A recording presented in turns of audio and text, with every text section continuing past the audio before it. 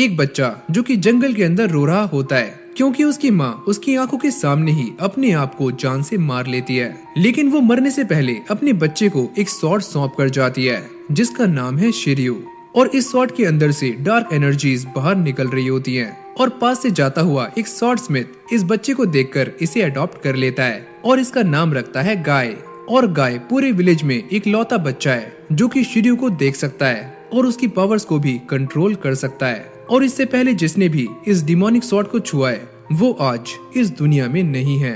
और फिर हम एक माइन में दो बंदों को देखते हैं जो कि एक लेजेंडरी डीमन स्वॉर्ड को ढूंढने के लिए यहाँ पर आए हुए होते हैं। पर कुछ और लोग भी हैं जो कि इनका पीछा कर रहे हैं। मैं उस स्वॉर्ड के काफी करीब हूँ। जिसके बाद हमें एक फ्लैशबैक दिखाया जाता है जहाँ पर दो एम्पायर्स आपस में लड़ रहे थे और इन्हीं में से एक की हालत काफी खराब होती है। तो वो गॉड से प्रे करते हैं पर गॉड की तरफ से कोई हेल्प ना मिलने के बाद वो सारी होप्स खो देते हैं और डीमन के सामने प्रे करना शुरू कर देते हैं।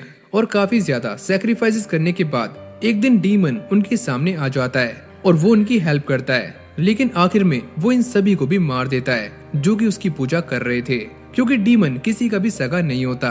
और वो इन सभी को मारने के लिए जिस स्वॉर्ड का इस्तेमाल कर रहा था ये वही लेजेंडरी डीमन स्वॉर्ड है जिसके अंदर काफी ज्यादा डार्क पावर्स हैं जिसे कंट्रोल करना बिल्कुल भी आसान नहीं है। और आज तक यही बात चलती हुई आ रही है कि उस डीमन लॉर्ड की तलवार अब भी कहीं न कहीं मौजूद है।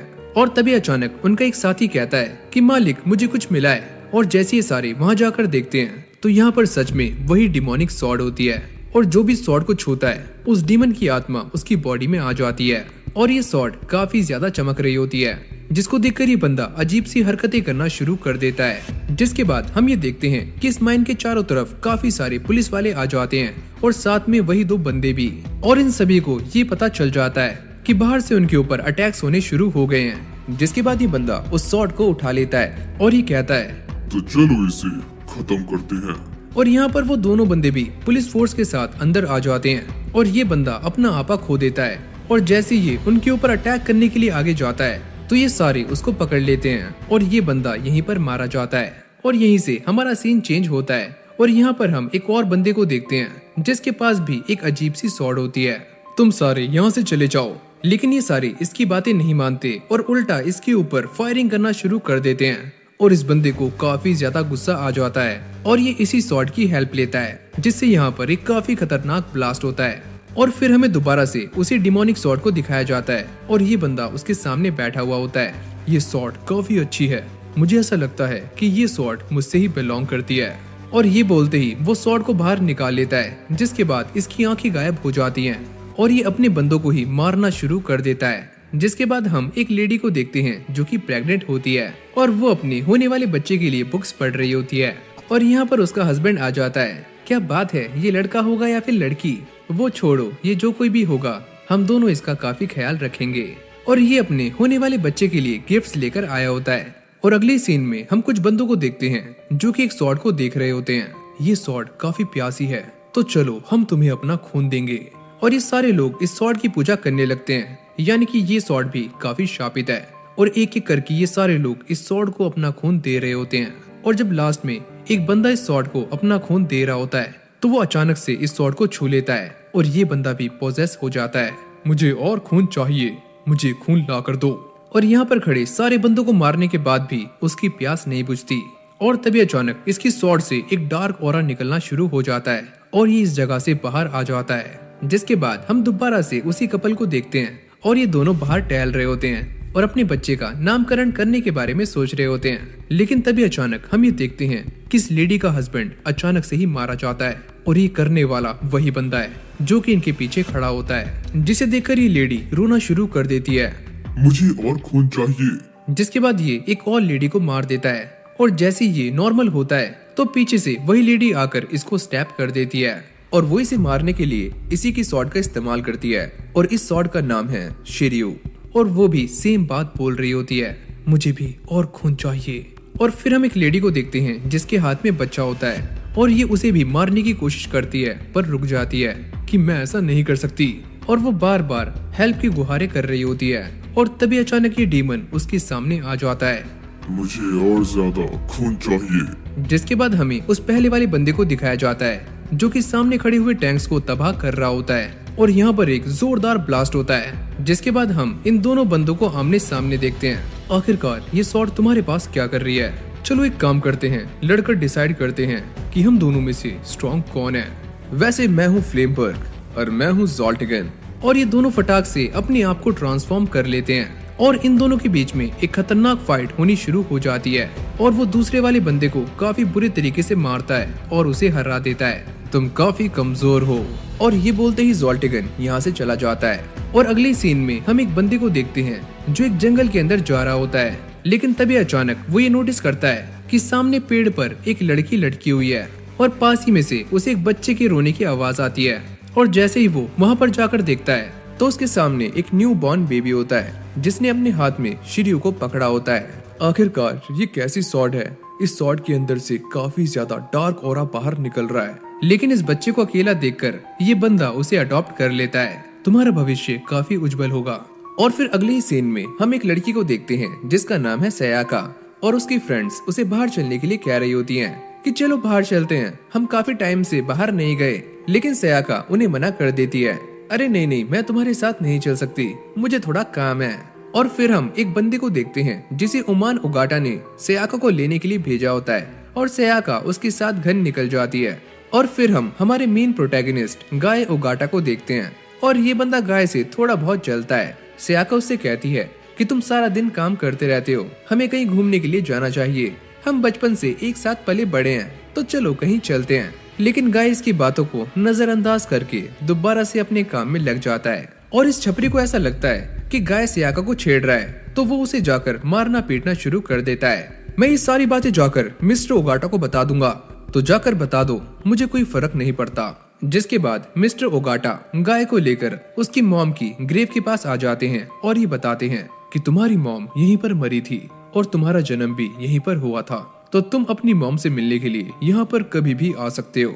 लेकिन गाय इन्हें अपनी मॉम मानने से बार बार इनकार कर रहा होता है। जिसके बाद गाय उसी स्वॉर्ड को काफी गौर से देख रहा होता है, जो कि मरते वक्त उसकी मॉम ने उसके पास छोड़ी थी। और जैसे ही वो उसे पकड़ता है तो वो भी पोजेस हो जाता है। और ये सारा कुछ मिस्टर ओगाटा का स्टूडेंट तात्सुमी देख लेता है। और अगले सीन में हम एक ऑक्शन को देखते हैं जहाँ पर एक स्वॉर्ड को लेकर बैटिंग चल रही होती है, और यहाँ पर हम दो न्यू कैरेक्टर से इंट्रोड्यूस होते हैं, और इसका नाम है मार्कस और ये है नोइकी। और जब ये दोनों उस स्वॉर्ड को देखने के लिए जाते हैं तो नोइकी को इस बात का बिल्कुल भी अंदाजा नहीं होता कि आखिरकार इस स्वॉर्ड की बैक स्टोरी क्या है और आखिर क्यों सारी की सारी एसोसिएशन इसका पीछा कर रही है। और तभी मार्कस ये बताता है कि इस स्वॉर्ड के नीचे जो तुम्हें रेड रेड दिख रहा है वो एक डीमन है, और ये डीमन काफी स्ट्रॉन्ग है, और इसीलिए मैं भी यहाँ पर आया हूँ। और इन दोनों को ही इस स्वॉर्ड के अंदर से एक डेविल की एनर्जी फील हो रही होती है, और ये स्वॉर्ड है अज़ोथ स्वॉर्ड। जिसके बाद हमें इस स्वॉर्ड की एक बैक स्टोरी दिखाई जाती है जहाँ पर एक बंदा था जिसने एल्केमी की पावर को हासिल करने के लिए एक डीमन के साथ कॉन्ट्रैक्ट किया था, और बदले में वो डीमन के सामने अपनी सोल को सैक्रिफाइस करने वाला था, और डीमन की हेल्प से वो एक फिलोसोफर स्टोन बना लेता है। लेकिन बाद में वो डीमन के साथ अपने कॉन्ट्रैक्ट को तोड़ देता है और इस डीमन को इसी फिलोसोफर स्टोन के अंदर कैद करके एक स्वॉर्ड के अंदर छुपा देता है, और तभी से ये डीमन इस स्वॉर्ड के अंदर कैद है। दूसरी तरफ हम ये देखते हैं कि तात्सुमी मिस्टर ओगाटा को जाकर सारी बातें बता देता है, लेकिन ओगाटा ये कहते हैं कि हम में से किसी को भी उस स्वॉर्ड को देखने या फिर छूने की इजाजत नहीं है। और वो ये बताते हैं कि गाय उन्हें शिर्यू के साथ ही मिला था और ये दोनों एक दूसरे से जुड़े हुए हैं, इसलिए शिर्यू को शांत रखने के लिए हमें बार बार गाय की ब्लड की जरूरत पड़ती है। और अगले दिन जब ये सारे रिचुअल कर रहे होते हैं तो सयाका शिर्यू को लेकर आगे आती है, और गाय अपने हाथ को काटकर इस स्वॉर्ड के ऊपर अपनी ब्लड को गिराता है, जिसको देखकर तात्सुमी की जलनी शुरू हो जाती है। मैं ऐसा होने नहीं दूंगा, ये अकेला स्पेशल नहीं हो सकता। और ये बोलते ही वो अपनी आंखों पर बंधी हुई पट्टी को हटा देता है, लेकिन तभी अचानक वो अपने सामने एक काफी खतरनाक डेविल को देखता है, जिसको देखकर उसकी फट जाती है, और ये डेविल सयाका को पोजेस कर लेता है और तात्सुमी के ऊपर अटैक करने ही वाला होता है। लेकिन गाय बीच में आ जाता है और वो उसे बचाने के चक्कर में अपना एक हाथ गवा देता है। और एक हफ्ते बाद भी गाय का ये दर्द असहनीय होता है और वो इस दर्द से तड़प रहा होता है, और ये देखकर सयाका उसे गले से लगा लेती है, लेकिन गाय उसे धक्का देकर बाहर आ जाता है और वो अपनी मॉम की ग्रेव पर बार बार चाकू से हमले करना शुरू कर देता है। और यहाँ पर गाय काफी गुस्से में होता है, इसी औरत ने मुझे अकेला छोड़ा था, ये मेरी माँ नहीं हो सकती। और दूसरी तरफ हम मिस्टर ओगाटा को देखते हैं जो कि शिर्यू को आग के अंदर डाल रहे होते हैं और ये कहते हैं कि उसने बचपन में तुम्हारा हाथ थामा था और अब तुम्हें उसका एक हाथ बनकर उसकी रक्षा करनी है। जिसके बाद हम दोबारा से उसी ऑक्शन का सीन देखते हैं जहाँ पर एग्जॉस्ट स्वॉर्ड की नीलामी चल रही होती है और लोग इसके ऊपर भर भर के पैसे लगा रहे होते हैं। लेकिन यहाँ पर नोएकी 1.5 मिलियन देकर इस स्वॉर्ड को खरीद लेता है और जब नोएकी इस स्वॉर्ड को लेकर जा रहा होता है तभी अचानक उसके सामने एक कार आकर रुक जाती है जिसके अंदर से मार्कस बाहर निकलता है। तुम्हारे पास अब भी मौका है कि तुम मुझे इस स्वॉर्ड को एक अच्छे दाम में बेच दो। लेकिन नोएकी ऐसा करने से मना करता है जिसके बाद वहाँ पर काफी सारे बंदे आ जाते हैं जो कि नोएकी पर अटैक करना शुरू कर देते हैं। लेकिन वो इन सभी को हराकर यहाँ से जाने ही वाला होता है। लेकिन तभी अचानक यहाँ पर वही बंदा आ जाता है जिसके पास ज़ोल्टिगन स्वॉर्ड थी और नोएकी भी उससे लड़ने के लिए तैयार हो जाता है। और दूसरी तरफ जब गाय की आंख खुलती है वो ये नोटिस करता है कि उसकी बॉडी पर एक अजीब सा हाथ है और ये हाथ शिर्यू से बना हुआ है। और फिर हम दोबारा से नोएकी को देखते हैं जिसके ऊपर ज़ोल्टिगन स्वॉर्ड वाला बंदा काफी ज्यादा भारी पड़ने लगता है और नोएकी इस बात को समझ जाता है कि वो अकेले इसका सामना नहीं कर सकता। जिसके बाद वो अपनी स्वॉर्ड का इस्तेमाल करके उसके ऊपर बिजली गिरा देता है और मौके का फायदा उठाकर यहाँ से गायब हो जाता है। और जब वो अपनी कार के अंदर जा रहा होता है वो ये नोटिस करता है कि एग्जॉस्ट स्वॉर्ड उसकी कार से गायब है। जिसके बाद हमारा सीन चेंज होता है और गाय मिस्टर ओगाटा के पास आकर ये पूछता है कि आखिरकार आपने शिर्यू को मेरे ऊपर बर्बाद क्यों किया, उसे मेरा हाथ क्यों बनाया। और वो ये एक्सप्लेन करते हैं कि शिर्यू हमेशा से ही तुम्हारे साथ है और वो तुम्हारे लिए एक गार्जियन की तरह है और अगर तुम्हें ये अच्छा ना लगे तो तुम आगे चलकर शिर्यू से भी एक काफी खतरनाक स्वॉर्ड बना सकते हो। जिसके बाद सयाका गाय के पास आती है और ये कहती है कि मुझे तुम्हारी चिंता हो रही थी लेकिन चलो अब तुम्हारा दूसरा हाथ आ चुका है। लेकिन मास्टर ने मेरे ऊपर शिर्यू को ऐसे बर्बाद क्यों किया। और यहाँ पर तात्सुमी मिस्टर ओगाटा से अब भी शिर्यू के बारे में ही बात कर रहा होता है और वो ये बताते हैं कि शिर्यू एक टूल है और उसकी कीमत एक इंसान की जान से ज्यादा नहीं हो सकती। लेकिन मास्टर आप तो जानती हो ना कि शिर्यू अब भी जिंदा है। हाँ मैं ये बात जानता हूँ लेकिन गाय और शिर्यू एक दूसरे के साथ जुड़े हुए हैं और मैं 40 सालों से एक ब्लैक स्मिथ की तरह काम कर रहा हूँ लेकिन आज तक मैंने कोई ऐसी स्वॉर्ड नहीं बनाई जिससे मुझे सेटिस्फेक्शन मिला हो।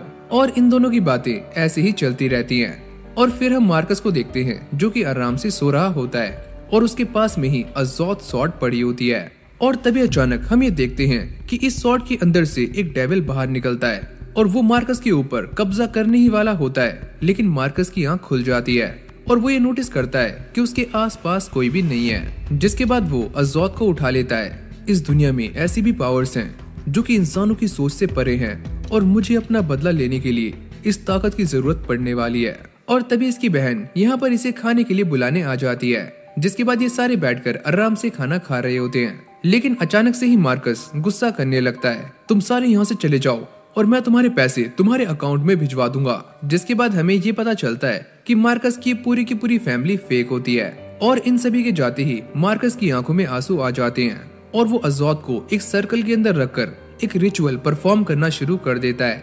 लेकिन वो ये रिचुअल सही तरीके से परफॉर्म नहीं कर पाता और रोने लगता है और एग्जॉस्ट से पावर्स की भीख मांगता है। और फिर अगले ही सीन में हम नोएकी के साथ एक लड़की को देखते हैं और ये दोनों ही मार्कस के बारे में बात कर रहे होते हैं। और ये लड़की बताती है कि कुछ सालों पहले मार्कस ने एक कार एक्सीडेंट में अपनी पूरी फैमिली को खो दिया था और इसी इंसिडेंट के बाद से मार्कस की नीचे की बॉडी पूरी तरह से पैरालाइज्ड है। और फिर अगले ही सीन में मार्कस से मिलने के लिए एक लड़की आती है। तो तुम सच में शादी कर रही हो, कांग्रेचुलेशंस, क्या तुम इससे खुश हो? अरे क्यों नहीं, मेरी एक्स गर्लफ्रेंड और मेरा दोस्त आपस में शादी कर रहे हैं तो मुझे इसकी काफी खुशी है। और जब ये लड़की यहाँ से चली जाती है तो मार्कस कहता है कि तुम सारे धोखेबाज हो और मैं तुम सभी को एक दिन सबक जरूर सिखाऊंगा। और तभी अचानक हम ये देखते हैं कि एग्जॉस्ट स्वॉर्ड के अंदर से एक डेविल बाहर निकल जाता है। मुझे तुम्हारे अंदर गुस्से और बदले की आग नजर आ रही है, तो चलो मैं तुम्हारी इच्छा पूरी करता हूँ।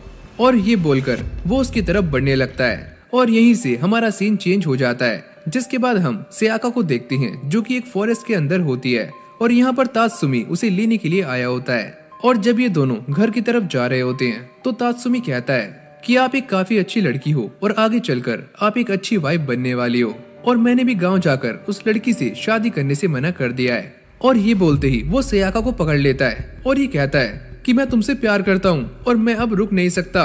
लेकिन वो उसे धक्का दे देती है। तुम मुझे छोड़ दो वरना मैं अपने डैड को बता दूंगी। मास्टर ने मुझे धोखा दिया है। मैं उनके लिए अपनी जान तक कुर्बान करने के चक्कर में था, लेकिन वो मुझसे ज्यादा गाय को पसंद करते हैं। और जैसे ये उसके साथ जबरदस्ती करने की कोशिश करता है, तभी गाय यहाँ पर आ जाता है और वो गाय को देखकर उसके ऊपर अटैक करने के लिए आगे जाता है, पर गाय एक ही हाथ से उसे रोक लेता है। और अब इसके ऊपर भी सभी को मारने का भूत सवार हो जाता है और इसकी आंखें भी लाल हो जाती हैं। और जैसे ये तात्सुमी को मारने वाला होता है, लेकिन तभी सेयाका चिल्लाकर इसको रोक लेती है। और घर आने के बाद भी गाय के हाथ में से बार बार यही आवाजें आ रही होती हैं कि उसे मार दो। और वो अपने आप को इधर उधर पटकना शुरू कर देता है, लेकिन जैसे ही सेयाका उसे पीछे से आकर पकड़ती है तो ये आवाजें आनी बंद हो जाती हैं। और फिर हम मार्कस की एक्स गर्लफ्रेंड और उसके दोस्त को देखते हैं, जिन दोनों की शादी अब संपन्न होने वाली होती है। लेकिन तभी अचानक मार्कस यहाँ पर आ जाता है और जैसे ही वो अपने पैरों पर खड़ा होता है तो ये दोनों उसे देखकर काफी शॉक्ड हो जाते हैं। और फिर हमें एक लड़की को दिखाया जाता है जिसके हाथ में एक स्पीयर होता है और वो ये बताती है कि ये स्पीयर काफी खतरनाक है और काफी शार्प भी। और फिर हमारा सीन दोबारा से मार्कस पर जाता है और वो ये कहता है कि अब मैं चल सकता हूँ और दौड़ भी।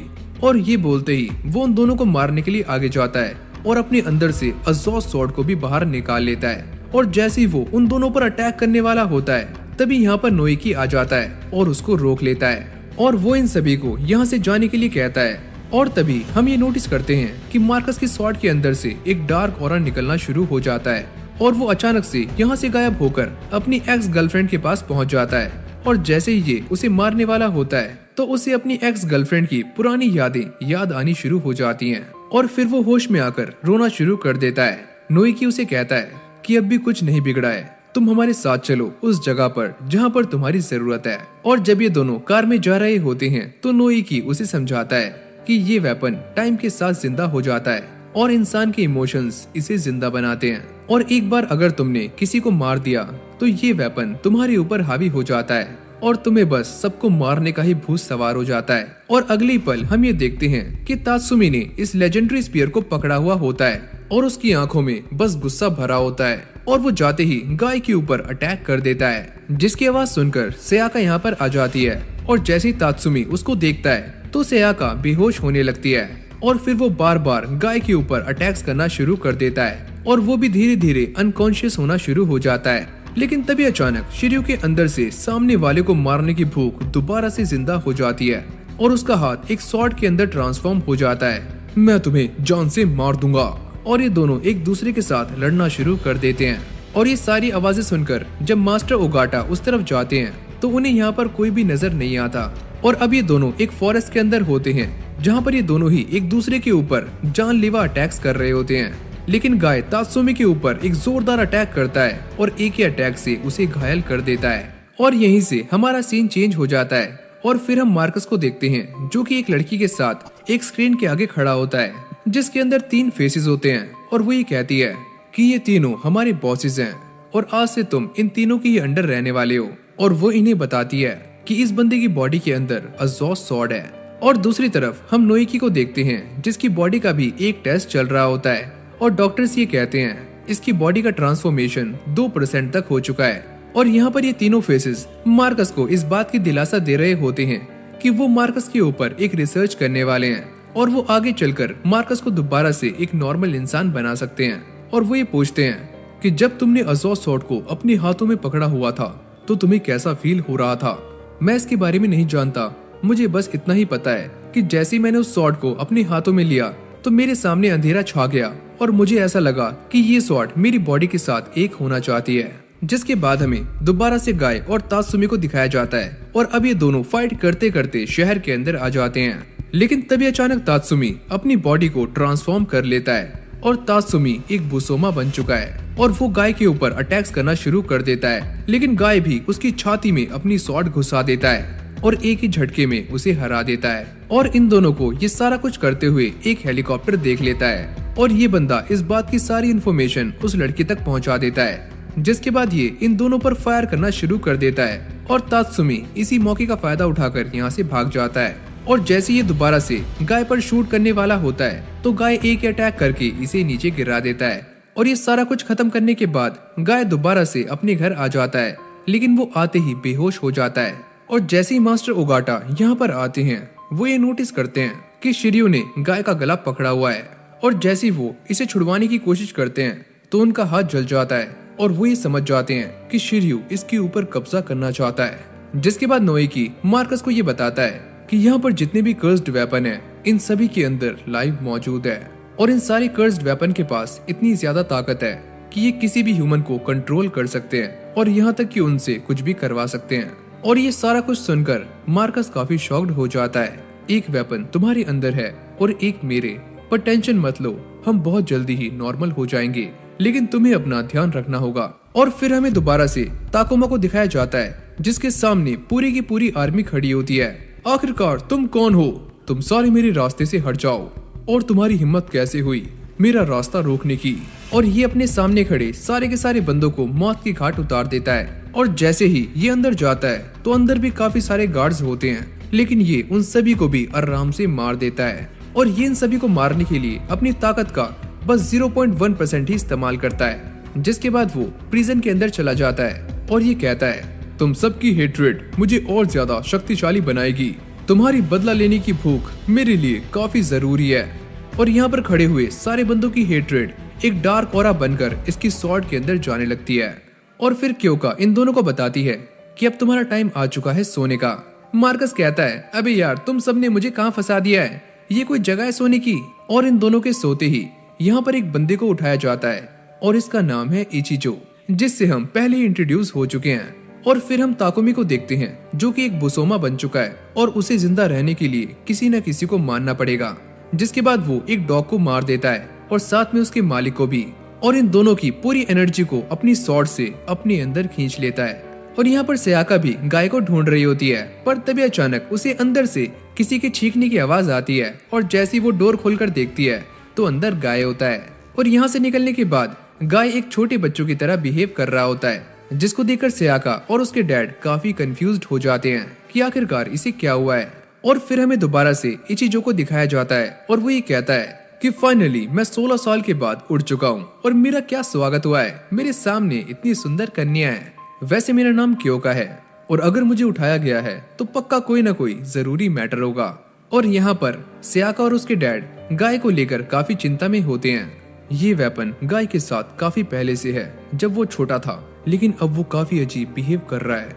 जिसके बाद क्योका ये बताती है कि इचिजो एक काफी खतरनाक इंसान है और उसकी पावर्स भी इंसेन है और इसे हराना बिल्कुल भी आसान नहीं है। और फिर हमें इचिजो की पावर के बारे में बताया जाता है कि आखिरकार ये पावर उसे कैसे मिली। जब एंशिएंट इंडिया में रूलर्स के ऊपर अटैक किया गया था और उन्हें हराने के लिए जिस वेपन का इस्तेमाल हुआ था उस वेपन का नाम था चक्रम, और इसी वेपन को इचिजो इस्तेमाल करता है। तो देख रहे हो भाई, इस बंदे को भी पावर्स इंडिया से ही मिली है। तो इंडिया से प्यार करने वाले लोग फटाक से एक लाइक ठोक दो। जिसके बाद वो गाय को ढूंढने के लिए निकल जाता है। और फिर हम सयाका को देखते हैं जो कि गाय के लिए उसकी फेवरेट डिश लेकर आती है, क्योंकि गाय अजीब सी हरकतें कर रहा होता है। लेकिन तभी अचानक वो ये नोटिस करती है कि गाय एक मूर्ति के सामने बैठा होता है, यानी कि गॉड के सामने।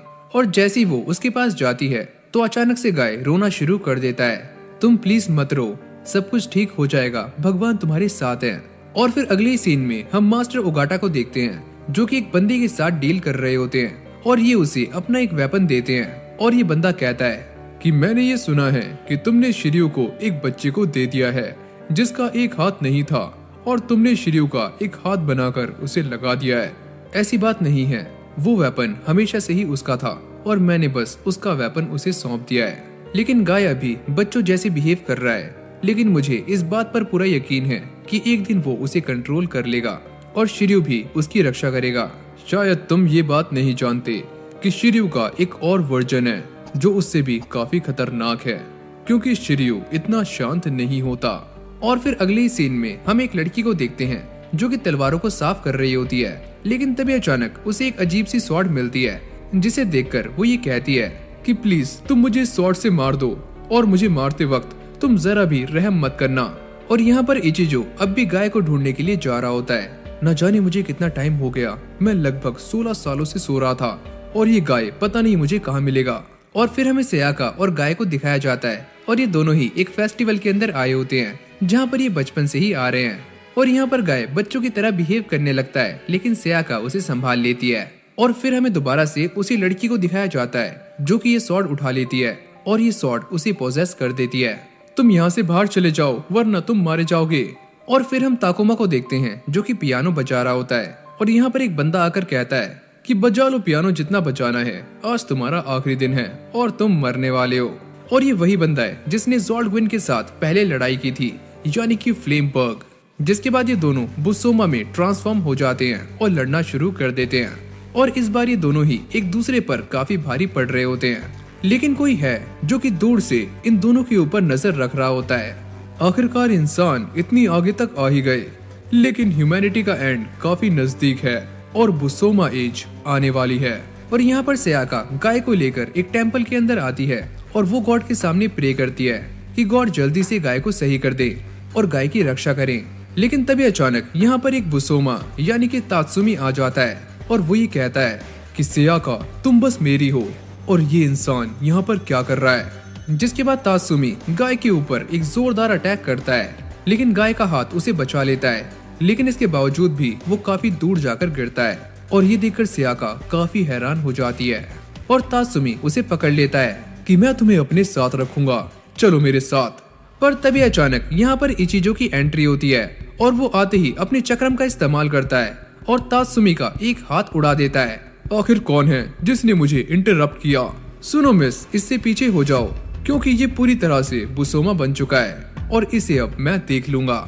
और फिर हमें दोबारा से उसी लेडी को दिखाया जाता है जिसने स्वॉर्ड के सारे रिचुअल्स को कर दिया होता है। और तभी यहाँ पर एक अननोन बंदा आता है, मेरी स्वॉर्ड कहाँ पर है और क्या तुमने वो सारे काम कर दिए? और जिस लड़की ने ये रिचुअल्स किए होते हैं उसकी हालत काफी खराब होती है और ये बंदा अपनी स्वॉर्ड लेकर यहाँ से चला जाता है। और यहाँ पर तात्सुमी और इचिजो अब भी लड़ रहे होते हैं। तुम मेरे बीच में दखल क्यों दे रहे हो? क्योंकि तुम एक बुसोमा बन चुके हो और तुम्हारी मौत निश्चित है। जिसके बाद इचिजो अपनी पावर्स का इस्तेमाल करके अपनी चक्रम को बाहर निकालता है और उसके माथे पर बना हुआ निशान ग्लो करना शुरू कर देता है। जिसके बाद वो अपने चक्रम से तात्सुमी के ऊपर अटैक करता है और ये चक्रम उसकी बॉडी के अंदर घुस जाता है और धीरे धीरे करके तात्सुमी की बॉडी जलनी शुरू हो जाती है। ये तुम मेरे साथ क्या कर रहे हो? मैं इतनी जल्दी मरना नहीं चाहता, लेकिन अब तुम काफी लेट हो चुके हो और तुम्हें मारने के लिए मुझे ये मिशन मिला था। मुझे यकीन नहीं हो रहा है, ये काफी आसान था। जाओ बच्चों, अब तुम आराम से खेलो। और जैसे ही वो यहाँ से जाने लगता है तभी उसे गाय के अंदर एक डार्क ऑरा महसूस होता है और वो ये समझ जाता है कि जिस बंदे को मारने के लिए उसे इस मिशन पर असाइन किया गया है वो इसके सामने है। अच्छा, तो तुम हो वो जिसे मारने के लिए मुझे यहाँ पर भेजा गया है। जिसके बाद वो गाय के ऊपर अटैक कर देता है। तुम काफी कमजोर हो, लेकिन तुम्हारे अंदर जो पावर्स हैं वो काफी खतरनाक हैं। जिसके बाद यहाँ पर वही बूढ़ा आदमी आ जाता है। ये तुम क्या कर रहे हो? सेया इचिजो, तुम इसे नीचे छोड़ दो। आखिरकार तुम मेरा नाम कैसे जानते हो? वो मैंने तुम्हारे साथ यानी कि तुम्हारी एसोसिएशन के साथ काम किया हुआ है। मुझे यहाँ पर गाय को लाने के लिए भेजा गया है और मैं उसे लेकर जाऊंगा। और तभी पीछे से एक आवाज आती है कि एक बुसोमा दूसरे बुसोमा को नहीं मार सकता, ये काम बस एक इंसान ही कर सकता है। और ये सारे उसे देखकर काफी शॉक्ड हो रहे होते हैं कि आखिरकार ये कौन है? तुम्हारी हिम्मत कैसे हुई एक बुसोमा बच्चे को छूने की? मैं तुम्हें जान से मार दूंगा और साथ में उसे भी। शायद तुम्हें मेरी पावर्स का अंदाजा नहीं है। और सयाका इस फाइट को रुकाने के लिए बूढ़े अंकल से बोल रही होती है, प्लीज इस फाइट को रुकवा दो। अरे यार चलने दो, देखते हैं इन दोनों में से कौन जीतता है, काफी मजा आएगा। और देखते ही देखते इन दोनों के बीच में एक काफी खतरनाक फाइट स्टार्ट हो जाती है। और यहाँ पर ये बंदा इचिजो के ऊपर अपनी पूरी ताकत से अटैक कर रहा होता है, लेकिन इचिजो अपनी पावर्स का इस्तेमाल नहीं करता। लेकिन जब ये सामने वाला बंदा अपनी पावर्स को फ्लैक्स कर रहा होता है तभी इचिजो भी अपनी पावर्स को एक्टिवेट कर लेता है। अब तुम्हारी बारी है मरने की। लेकिन तभी ये बंदा गाय की तरफ जाना शुरू कर देता है, क्योंकि गाय के अंदर का जो डार्क ऑरा होता है वो उसे अपनी तरफ अट्रैक्ट कर रहा होता है। चल बे मुन्नी साइड हो। हाँ भाई छोटू, तेरी हिम्मत कैसे हुई मुझे चैलेंज करने की? लेकिन तभी हम ये देखते हैं कि गाय का बुसोमा अचानक से यहाँ पर आ जाता है और वो एक ही झटके से इस बंदे का काम तमाम कर देता है। लेकिन गाय इस बात से अनजान होता है कि आखिरकार ये क्या हो रहा है। और ये बुसोमा गाय की शैडो में रहकर उसे प्रोटेक्ट कर रहा होता है। और जैसे ही गाय की नजर अपने बुसोमा पर जाती है तो वो उसे देखकर अजीब सी हरकतें करना शुरू कर देता है और अपना आपा खोने लगता है। जिसके बाद उसका हाथ एक स्वॉर्ड के अंदर कन्वर्ट हो जाता है और वो इस बुसोमा को बीच में से चीर देता है। ये अभी मरा नहीं है, ये तुम्हारी शैडो के अंदर छुप रहा है। लेकिन जैसे ही गाय उसे आधा काटता है तो ये बुसोमा दोबारा से अपने आप को रीजनरेट कर लेता है और यहाँ से भाग जाता है। ये मामला तो हाथ से बाहर जा रहा है और मुझे जल्दी ही कुछ करना होगा। और ये बोलते ही इचिजो गाय के ऊपर अटैक कर देता है और गाय इसके अटैक को झेल नहीं पाता और वो बेहोश हो जाता है। और जब गाय को होश आता है तो उसकी थोड़ी बहुत मेमोरी वापस आ जाती है। फाइनली तुम जाग गए और अब तुम्हारी मौत आने वाली है। और जैसे ही इचिजो उसके ऊपर अटैक करने ही वाला होता है, लेकिन तभी अचानक ये ठरकी बुढ़ा यहाँ पर आ जाता है और इचिजो के कान को लिक करना शुरू कर देता है। आहा, मजा आ गया। और मौके का फायदा उठाकर सियाका और गाय यहाँ से निकल जाते हैं। तुम मुझे काफी हैंडसम लगे। अबे ओए बुड्ढे, अपनी और मेरी उम्र का लिहाज कर। जमीन आसमान का अंतर है हम में, ढली हुई जवानी के इमरान हाशमी। और फिर हमें गाय और सियाका को दिखाया जाता है जो कि एक केव के अंदर आ जाते हैं। और सियाका बताती है कि जब हम छोटे थे तो खेलने के लिए यहाँ पर आया करते थे। और धीरे धीरे गाय को भी सारी बातें याद आनी शुरू हो जाती है। हाँ, मुझे सब कुछ याद आ रहा है, लेकिन तुम मुझे यहाँ पर अकेला छोड़ दो। मैं हमेशा ही डार्कनेस से भागता हुआ आया हूँ और वो मेरी बॉडी के पीछे है। ऐसा लगता है कि वो मेरी बॉडी को स्वेलो करना चाहती है और इसीलिए मैं इस पावर को कंट्रोल करना चाहता हूँ, जिससे मैं पूरी दुनिया को खत्म कर दूंगा। और जब मैं एक न्यू वर्ल्ड बनाऊंगा तो वो बिल्कुल अलग होगा। और ये बोलते ही उसके चेहरे पर एक क्रीपी सी स्माइल आ जाती है। ये तुम क्या बोल रहे हो? इस दुनिया के अंदर ऐसी काफी सारी चीजें हैं जो बहुत सुंदर हैं, लेकिन मैं उन सभी चीजों के लिए नहीं बना हूँ। और फिर अगले सीन में हम मास्टर ओगाटा को देखते हैं, जिसके सामने वही बूढ़ा बंदा और इचिजो बैठे हुए होते हैं। और ये बूढ़ा बंदा मास्टर ओगाटा से ये पूछता है कि आखिरकार ये शिरयू क्या है। और वो ये बताते हैं कि आज से काफी लंबे टाइम पहले एक श्राइन हुआ करती थी जहाँ पर लोग एक ड्रैगन की हॉर्न की पूजा किया करते थे। लेकिन वहीं पर काम करने वाले एक लड़का और लड़की ने उस हॉर्न को चुरा लिया। और जैसे वो दोनों इसे खोलकर देखते हैं तो उनके सामने एक ड्रैगन आता है जो कि इस लड़की के पेट में चला जाता है और अंदर जाने के बाद इस लड़की को प्रेग्नेंट कर देता है। जिसके बाद ये लड़की एक बच्चे को जन्म देती है जिसकी बॉडी पर काफी सारे स्केल्स होते हैं और ड्रैगन के हॉर्न्स भी। और ये इस बच्चे को पानी में बहा देते हैं। लेकिन ये बच्चा एक स्वॉर्ड स्मिथ को मिलता है जो इसे पाल पोस कर बड़ा करते हैं और ये उनका एक होनहार स्टूडेंट बन जाता है। लेकिन अपने मास्टर के मरने के बाद ये उनके काम को संभालता है और इसकी स्किल्स काफी कमाल की होती है, जिस वजह से चारों तरफ इसका नाम होता है। और इसके बारे में शोगुन को भी पता चल जाता है और वो इसे एक ऐसी स्वॉर्ड बनाने के लिए कहता है जिसका कोई भी तोड़ नहीं हो। जिसके बाद ये बंदा अपनी जी जान लगाकर अपनी लाइफ की एक काफी खतरनाक स्वॉर्ड बना लेता है। और ये बंदा अपनी पहचान छुपाने के लिए अपने चेहरे पर एक मास्क पहनता था ताकि कोई भी इसे पहचान ना सके। और जब ये स्वॉर्ड को सबमिट करने के लिए शोगुन के पास जाता है तो शोगुन सभी के सामने इसका मास्क उतरवा लेता है और सारे लोग इसे देखकर काफी चौंक जाते हैं और इसे एक मॉन्स्टर समझते हैं। जिसके बाद इसकी पूरी की पूरी फैमिली को इसके सामने मार दिया जाता है और ये सारे लोग इसे भी मारने की कोशिश करते हैं, पर इसकी स्किन काफी ज्यादा हार्ड होती है और कोई भी स्वॉर्ड इसकी स्किन के ऊपर काम नहीं करती। जिसके बाद ये सारे लोग इस बंदे को एक समुद्र के अंदर फेंक देते हैं, लेकिन इसके बावजूद भी ये बंदा नहीं मरता। जिसके बाद ये अपना बदला लेने के लिए 2 स्वॉर्ड्स बनाता है और इन दोनों स्वॉर्ड्स को ही हम शिरयू के नाम से जानते हैं। यानी कि इस कहानी के अंदर एक नहीं बल्कि 2 शिरयू हैं।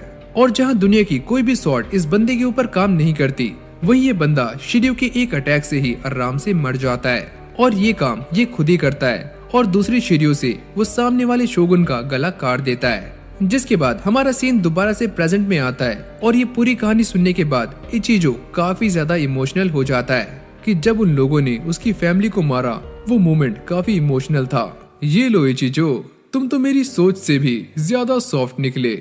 और फिर ओगाटा इचिजो को देखकर ये कहते हैं, तुम्हारे अंदर से भी गाय की जैसी फीलिंग्स आ रही हैं।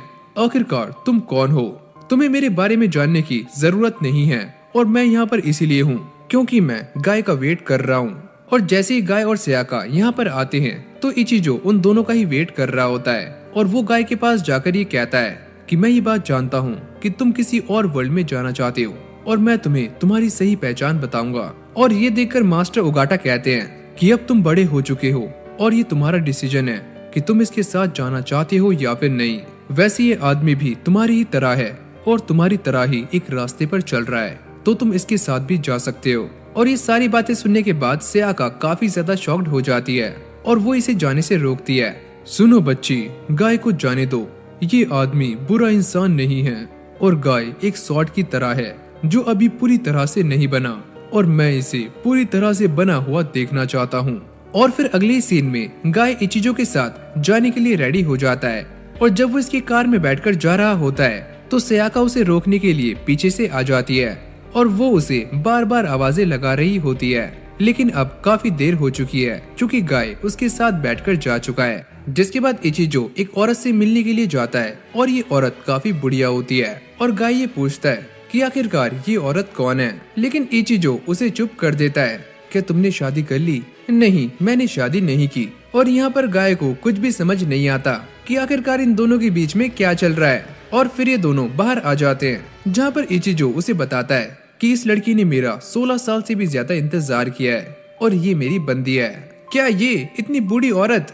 और वो ये बताता है कि जब उसकी बॉडी के अंदर चक्रम की पावर आई थी तो उसे कोल्ड स्लीप करना पड़ा था और उसने लगभग 16 सालों तक नींद ली है। और ये सारी बातें बताने के बाद इचिजो उसे यहाँ से भगा देता है और दोबारा से उसी लेडी से मिलने के लिए चला जाता है। और अब ये दोनों एक दूसरे के सामने खड़े होते हैं और बिल्कुल अकेले होते हैं। और जब गाय बाहर घूम रहा होता है तो उसे एक कंपटीशन के बारे में पता चलता है और वो इसे देखने के लिए अंदर चला जाता है। और अंदर जाने के बाद वो ये नोटिस करता है कि यहाँ पर आखिरी फाइट चल रही होती है और यहाँ पर ये सारे आर्केड गेम खेल रहे होते हैं और सारे लोग उन्हें पीछे से चीयर करते हैं। और ये लड़की जिसका नाम मिडोरिका होता है वो इस चोमो को आराम से हरा देती है। जिसके बाद हम दोबारा से इचिजो को देखते हैं जो कि अपनी गर्लफ्रेंड के साथ टाइम स्पेंड कर रहा होता है और ये दोनों ही साथ में अपना प्रीशियस टाइम स्पेंड कर रहे होते हैं। जिसके बाद ये दोनों बाहर जाने का प्लान बनाते हैं और उसकी गर्लफ्रेंड तैयार होने के लिए चली जाती है। लेकिन तभी अचानक यहाँ पर हॉस्पिटल से कॉल आता है जिससे इचिजो को ये पता चलता है कि उसकी गर्लफ्रेंड की तबीयत काफी खराब है और वो किसी भी वक्त मर सकती है। और ये जानने के बाद वो काफी सैड हो जाता है। और फिर अगले सीन में हमें दोबारा से मिडोरिका को दिखाया जाता है जो एक वॉशरूम के अंदर होती है और यहाँ पर दोबारा से वही चोमो आ जाता है। मैं काफी खुश हूँ क्योंकि आपकी वजह से मैं अपने सारे काम सही से कर पाता हूँ। और ये बंदा उसे प्रपोज करने के बारे में सोच रहा होता है लेकिन मिडोरिका उसे काफी अच्छी तरीके से झाड़ देती है। अबे सुन बे चोमू, शक्ल देखी अपनी, एक नंबर का फुद्दू लगता है तू, चल निकल। और ये बंदा नीचे गिरकर रोना शुरू कर देता है। और फिर अगली सीन में हम दोबारा से फ्लिमबर्ग को देखते हैं और ये बंदा ताकुमा के साथ 2 बार फाइट करने के बाद भी जिंदा बच गया है और इसकी हालत काफी खराब होती है। और जब मिडोरिका अपने सारे काम खत्म करने के बाद बाहर जा रही होती है तभी अचानक ये चोमो उसके सामने आ जाता है। मैं तुम्हें बहुत पसंद करता हूँ, क्या तुम मेरी बंदी बन सकती हो? और मैं तुम्हें सराखों पर बिठाकर रखूंगा, प्लीज मुझसे शादी कर लो। और ये सुनने के बाद मिडोरिका उसे अपने पैरों से मारना शुरू कर देती है। चल बे चोमू। लेकिन तभी अचानक ये बंदा उसे मारना शुरू कर देता है और इस बार वो उसे काफी गंदे तरीके से मारता है और उसके चेहरे का नक्शा भी बिगाड़ देता है। और तभी उसके पास एक सॉर्ड आती है और वो मिडोरिका से ये कहती है कि प्लीज मुझे उठा लो। और जैसे वो इस सॉर्ड को पकड़ती है तो वो पोजेस हो जाती है और वो इस चोमो को जान से मार देती है। लेकिन इसे मारने के बाद उसे काफी अच्छा फील होता है। मुझे ब्लड काफी पसंद है। और यहाँ पर इचिजो अपनी गर्लफ्रेंड के साथ एक बीच पर आया हुआ होता है और वो इसके साथ यहाँ पर काफी ज्यादा मस्ती करता है और वो उसके पुराने फेस को भी याद करता है। और फिर हम मिडोरिका को देखते हैं जो कि पूरे शहर में डिस्ट्रक्शंस कर रही होती है। मेरे पास अब ये सॉर्ड है तो मैं पूरी दुनिया पर राज कर सकती हूँ। और वो अचानक से गाय के ऊपर भी अटैक कर देती है। लेकिन तभी गाय की बॉडी ट्रांसफॉर्म हो जाती है और उसके अंदर का शिर्यू बाहर निकल जाता है। और जैसे ये सारी बातें क्योका को पता चलती है वो इचिजो को फोन करने की कोशिश करती है। लेकिन इचिजो तो यहाँ पर आराम से गुल खिला रहा होता है, उसे बाकी दुनिया से कोई मतलब नहीं है। जिसके बाद गाय और मिडोरिका के बीच में फाइट होनी शुरू हो जाती है और यहाँ पर वो लड़की इसके ऊपर काफी ज्यादा भारी पड़ रही होती है। और ये सारा कुछ इसीलिए हो रहा होता है क्योंकि गाय ने अभी तक शिर्यू की पावर को सही तरीके से इस्तेमाल नहीं किया होता और उसकी हालत काफी खराब होनी शुरू हो जाती है और वो बार बार नीचे गिरकर दोबारा से खड़ा होता है और वो लड़ने से ज्यादा डिफेंस कर रहा होता है। आखिरकार तुम कौन हो? और यहीं से हमारा सीन चेंज हो जाता है जहाँ पर इचिजो और उसकी गर्लफ्रेंड घर आ जाते हैं और वो ये कहती है कि मैं हमेशा से ही तुम्हें प्रपोज करना चाहती थी, तो चलो ये काम मैं कर देता हूँ। और जैसे ही वो अपनी गर्लफ्रेंड को प्रपोज करता है तो उसकी गर्लफ्रेंड को हार्ट अटैक आ जाता है और वो यहीं पर मर जाती है। और क्योका भी इस फाइट को देखकर काफी हैरान हो रही होती है। आखिरकार इचिजो कहाँ पर है? और गाय की हालत पिटते पिटते काफी गंदी हो जाती है और मिडोरिका उसे मारने ही वाली होती है लेकिन तभी अचानक यहाँ पर लाइटनिंग चक्रम आ जाता है, जिसको देखकर मिडोरिका की फट जाती है। तो लो भाई, मैं सही टाइम पर आ चुका हूँ, तुम मुझे काफी स्ट्रॉन्ग लगते हो। और ये बोलने के बाद मिडोरिका यहाँ से कल्टी मार लेती है और फिर इचिजो गाय को संभाल लेता है। और अगली सीन में हम एक मोटी ताजी औरत को देखते हैं जो कि ओशन के बीचों बीच होती है और ये काफी रिच है, इसीलिए ये सारे लोगों पर चिल्ला रही होती है, तुम्हारी हिम्मत कैसी हुई मुझे ये घटिया जूस पिलाने की? मैं काफी अमीर हूँ, तो मुझे जूस पिलाओ। पता है कैसा? जूस पिला दो मौसमी का। और ये औरत काफी चालाक और शातिर होती है। एक काम करो, मेरी पूरी बॉडी पर मसाज कर दो। और ये सुनने के बाद इस सर्वेंट के हाथ कांपने लगते हैं। क्या हुआ, कभी इतनी सुंदर लड़की की बॉडी मसाज नहीं की क्या? जिसको सुनते ही इस बंदे के पसीने छूटने शुरू हो जाते हैं। ये एक नंबर की भैंस है और अपने आप को ऐश्वर्या राय समझ रही है। और तभी यहाँ पर एक बंदा आता है जिसका नाम होता है रिक, और वो ये कहता है कि देखो मुझे काफी सारा खजाना मिला और इस खजाने के अंदर है शैंपेन और हम इसे पी भी सकते हैं। और यासुको उसको पकड़ लेती है, अबे ओए गोल्ड कॉइन कहाँ पर है? और ये बोलने के बाद वो सारी की सारी शैंपेन पी जाती है। और इसके बाद हमारा सीन चेंज होता है और हम एरी को देखते हैं और ये बंदा काफी अच्छे बाल काटता है और इसके सामने इसकी एक कस्टमर बैठी हुई होती है और ये अपनी आंखें बंद करके ये पता लगा लेता है कि आखिरकार इसके ऊपर कौन सा हेयर कट सूट करने वाला है। लेकिन ये बंदा खड़े खड़े ही इस लड़की की सारी पोल खोल देता है कि तुम सिगरेट पीती हो और लेट नाइट पार्टी में भी जाती हो। और ये सारी बातें सुनने के बाद ये लड़की काफी शर्मिंदा होने लगती है, जिसके बाद ये उसे एक काफी अच्छा हेयर कट दे देता है। और फिर हम दोबारा से यासुका और बाकी बंदों को देखते हैं और ये सारे आराम से बैठकर पार्टी कर रहे होते हैं। और एक बंदा कहता है कि मैं अपनी बाकी की लाइफ ट्रैवल करना चाहता हूँ, लेकिन मैं काफी अमीर होना चाहती हूँ और मुझे तुम्हारे साथ नहीं रहना। और कैप्टन ये कहते हैं कि मैं तो एक लेजेंडरी स्वॉर्ड को ढूंढने के लिए जाने वाला हूँ। जिसके बाद वो एक बैक स्टोरी सुनाता है कि एंशिएंट टाइम में लोग अपने वेपन्स को लेकर काफी दूर दूर से आते थे और अखाड़े में ये दिखाते थे कि सबसे स्ट्रॉन्ग कौन है, और जो भी इस टूर्नामेंट को जीतता था उसी राजा के साथ रहने का मौका मिलता था। और इसी गाँव में हमें एक बंदे को दिखाया जाता है जो की काफी अच्छे वेपन्स बनाता है और उसके पास एक बंदा आता है जिसने उसकी तलवार यूज करके उस टूर्नामेंट को जीता था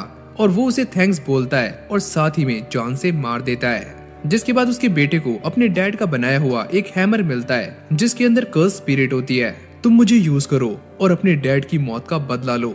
और फिर अगले ही पल ये टूर्नामेंट को ज्वाइन करता है और सारे ही बंदों को मौत की घाट उतारना शुरू कर देता है। लेकिन इसका वेपन काफी खतरनाक था तो राजा इसे पॉइजन देकर इसकी जान ले लेता है। और फिर हमारी स्टोरी दोबारा से प्रेजेंट में आती है और कैप्टन कहता है वो वेपन काफी कमाल का है और मैं उस वेपन को एक बार देखना चाहता हूँ। और फिर अगले सीन में हम दोबारा से एरी को देखते हैं जिससे एक लड़की ये पूछती है कि आखिरकार तुम्हें कैसी लड़कियां पसंद हैं?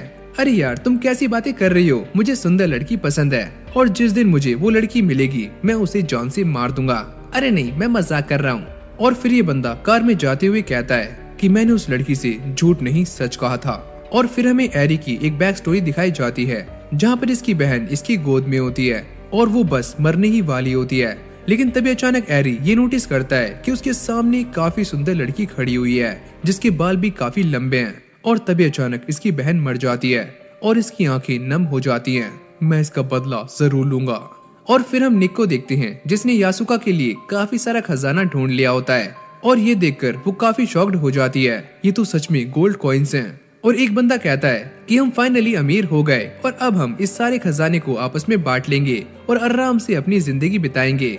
और कैप्टन उन सभी को बधाई देते हैं। जिसके बाद यासुका निक को लेने के लिए जाती है और वो ये नोटिस करती है कि निक नीचे गिरा हुआ है। मुझे ऐसा लगता है कि इसने काफी ज्यादा पी लिया है, लेकिन असल में निक मर चुका है। और दूसरी तरफ एरी के सामने एक काफी सुंदर लड़की आती है जिसको देखकर वो ये सोचता है कि शायद इसी ने ही मेरी बहन को मारा है। जिसके बाद वो एरी को एक कहानी सुनाती है कि एक गांव के अंदर एक फेरी देखी गई जिसको दो लोगों ने देखा और वो दोनों ही उसके ऊपर लट्टू हो गए और ये दोनों ही उससे शादी करना चाहते थे, लेकिन ये फेरी किसी एक से ही शादी कर सकती थी। और ये दोनों लड़ना शुरू कर देते हैं और इन दोनों में से एक बंदा मारा जाता है। और जो बंदा मारा जाता है उसकी आखिरी ख्वाहिश यही होती है कि वो एक बार फेरी को अपने गले से लगाना चाहता है। और जैसी वो उसे हक करती है तो ये बंदा फेरी को मार देता है। अगर तुम मेरी नहीं हुई तो मैं तुम्हें किसी की भी नहीं होने दूंगा। और जिस हड्डी से इस बंदे ने फेरी को मारा होता है वो आगे चलकर एक काफी खतरनाक डीमन स्वॉर्ड बन जाती है। लेकिन ये सारी कहानी एरी के सर के ऊपर से जा रही होती है। और फिर हम यासुका को देखते हैं जो कि ये पूछती है कि आखिरकार निक को किसने मारा। और तभी अचानक उन्हें पीछे से एक चिल्लाने की आवाज आती है और ये बंदा हेल्प मांग रहा होता है और ये बंदा हेल्प मांगते मांगते मर जाता है और कैप्टन भी अचानक से गायब हो जाता है और यासुका ये सारा कुछ देखकर काफी शॉक्ड हो रही होती है। लेकिन तभी अचानक कैप्टन पीछे से आकर उसे पकड़ लेता है और उसे जॉन से मारने ही वाला होता है। लेकिन तभी वेटर पीछे से उसके ऊपर स्टैप कर देता है और यासुका को बचा लेता है और ये बहादुरी देखकर यासुका उसके ऊपर फ्लैट हो जाती है। तुम मेरे रियल हीरो हो, मैं तुम्हारे साथ पूरी जिंदगी बिताना चाहती हूँ। लेकिन ये बंदा उसे मारना शुरू कर देता है। शादी और तुझसे चल बे मोटी, और ये उसे मारकर पानी में फेंक देता है। और जब यासुका पानी में जा रही होती है तभी अचानक यहाँ पर एक चीज चमकती है और ये वही चीज है, यानी कि उस बंदे का हैमर। और इसके अंदर से भी वही आवाज आती है, तुम काफी कमजोर हो, मेरा इस्तेमाल करो। और दूसरी तरफ हम उस लड़की को देखते हैं जो कि एरी की शॉप से बाहर आ जाती है और एरी उसे मारने के लिए उसके सामने बंदूक तान देता है। आखिरकार तुमने मेरी बहन को क्यों मारा? मैं तुम्हें जान से मार दूंगा। अरे हाँ, मेरे पास कोई रीजन था तुम्हारी बहन को जान से मारने का, इसीलिए मैंने वो काम किया।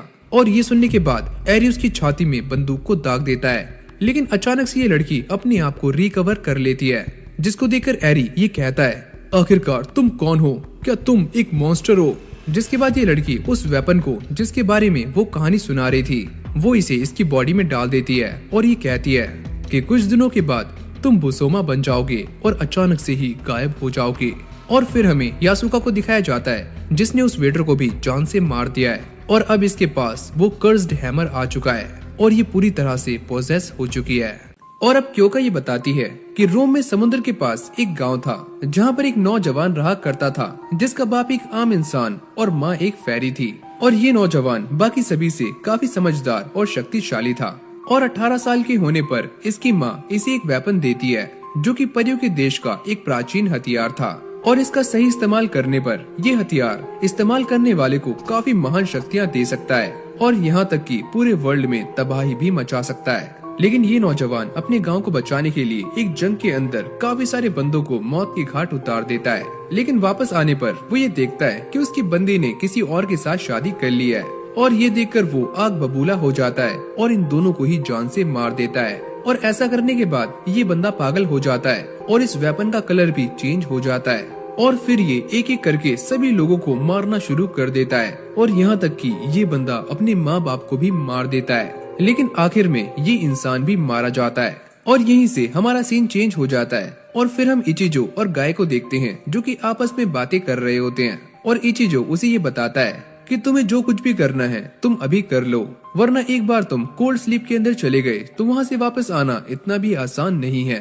और यहाँ पर नोएकी और मार्कस उसी वेपन को ढूंढ रहे होते हैं और नोएकी की गर्लफ्रेंड उसे ये बताती है कि ये वाला वेपन बेसमेंट के अंदर रखा गया है और ये दोनों उसे ढूंढने के लिए चले जाते हैं। और जैसे ये दोनों बेसमेंट के अंदर जाते हैं वो ये नोटिस करते हैं कि उनके सामने काफी सारे कैमरास लगे होते हैं। मार्कस कहता है कि मेरे पास एक प्लान है, जिसके बाद वो खुद को और नोएकी को दोनों को ही गायब कर देता है, यानी कि ये दोनों मिस्टर इंडिया बन जाते हैं। और फिर ये दोनों एसी के डक्ट से होते हुए उस रूम के अंदर पहुंच जाते हैं और फिर नोएकी अपनी गर्लफ्रेंड को फोन लगाता है, हमने एक लॉकर खोल लिया है लेकिन यहाँ पर एक और लॉकर है और हमें इसका पासवर्ड चाहिए। लेकिन उसके पास इसका पासवर्ड नहीं होता। और फिर हम मार्कस को देखते हैं जो कि अपनी आंखों से इसे स्कैन करना शुरू कर देता है। लेकिन मार्कस के फेल होते ही यहाँ पर एक अलार्म बजना शुरू हो जाता है और एक अजीब सी गैस बाहर निकलनी शुरू हो जाती है, जिसके बाद मार्कस अपनी स्वॉर्ड निकालकर इस तिजोरी को तोड़ने की कोशिश करता है, पर ये तिजोरी काफी मजबूत होती है। और यहाँ पर उसकी गर्लफ्रेंड अब भी पासवर्ड को ढूंढ रही होती है लेकिन उसे पासवर्ड नहीं मिलता। और यहाँ पर अचानक से एक बंदा आ जाता है, तुम यहाँ पर क्या कर रही हो? और ये बहाना बनाकर यहाँ से निकलने की कोशिश करती है, पर ये बंदा उसका हाथ पकड़ लेता है, मैं तुम्हारा प्लान जानता हूँ, तुम यहाँ पर पासवर्ड ढूंढने के लिए आई हो ना। और इस बंदे की शक्ल बिगड़नी शुरू हो जाती है और तभी एरिका नोएकी को ये बताती है कि इस बंदे को हमारा प्लान पता लग गया था और वो वेपन बेसमेंट के अंदर नहीं है, वो इसके पास है। और जैसे ही ये बंदा एरिका को मारने वाला होता है लेकिन तभी अचानक नोएकी यहाँ पर आ जाता है और इसको बचा लेता है, जिसके बाद नोएकी और मार्कस इस बंदे के ऊपर अटैक कर देते हैं। लेकिन ये बंदा मार्कस को पीछे फेंक देता है और नोएकी को घायल कर देता है, जिसके बाद मार्कस पीछे से आकर इस बंदे को मौत की नींद सुला देता है। लेकिन तभी अचानक हम ये नोटिस करते हैं कि ये वेपन नोएकी की चेस्ट के अंदर जा चुका है। और जब ये सारे बाहर आ जाते हैं तो एरिका उससे पूछती है, क्या तुम ठीक हो?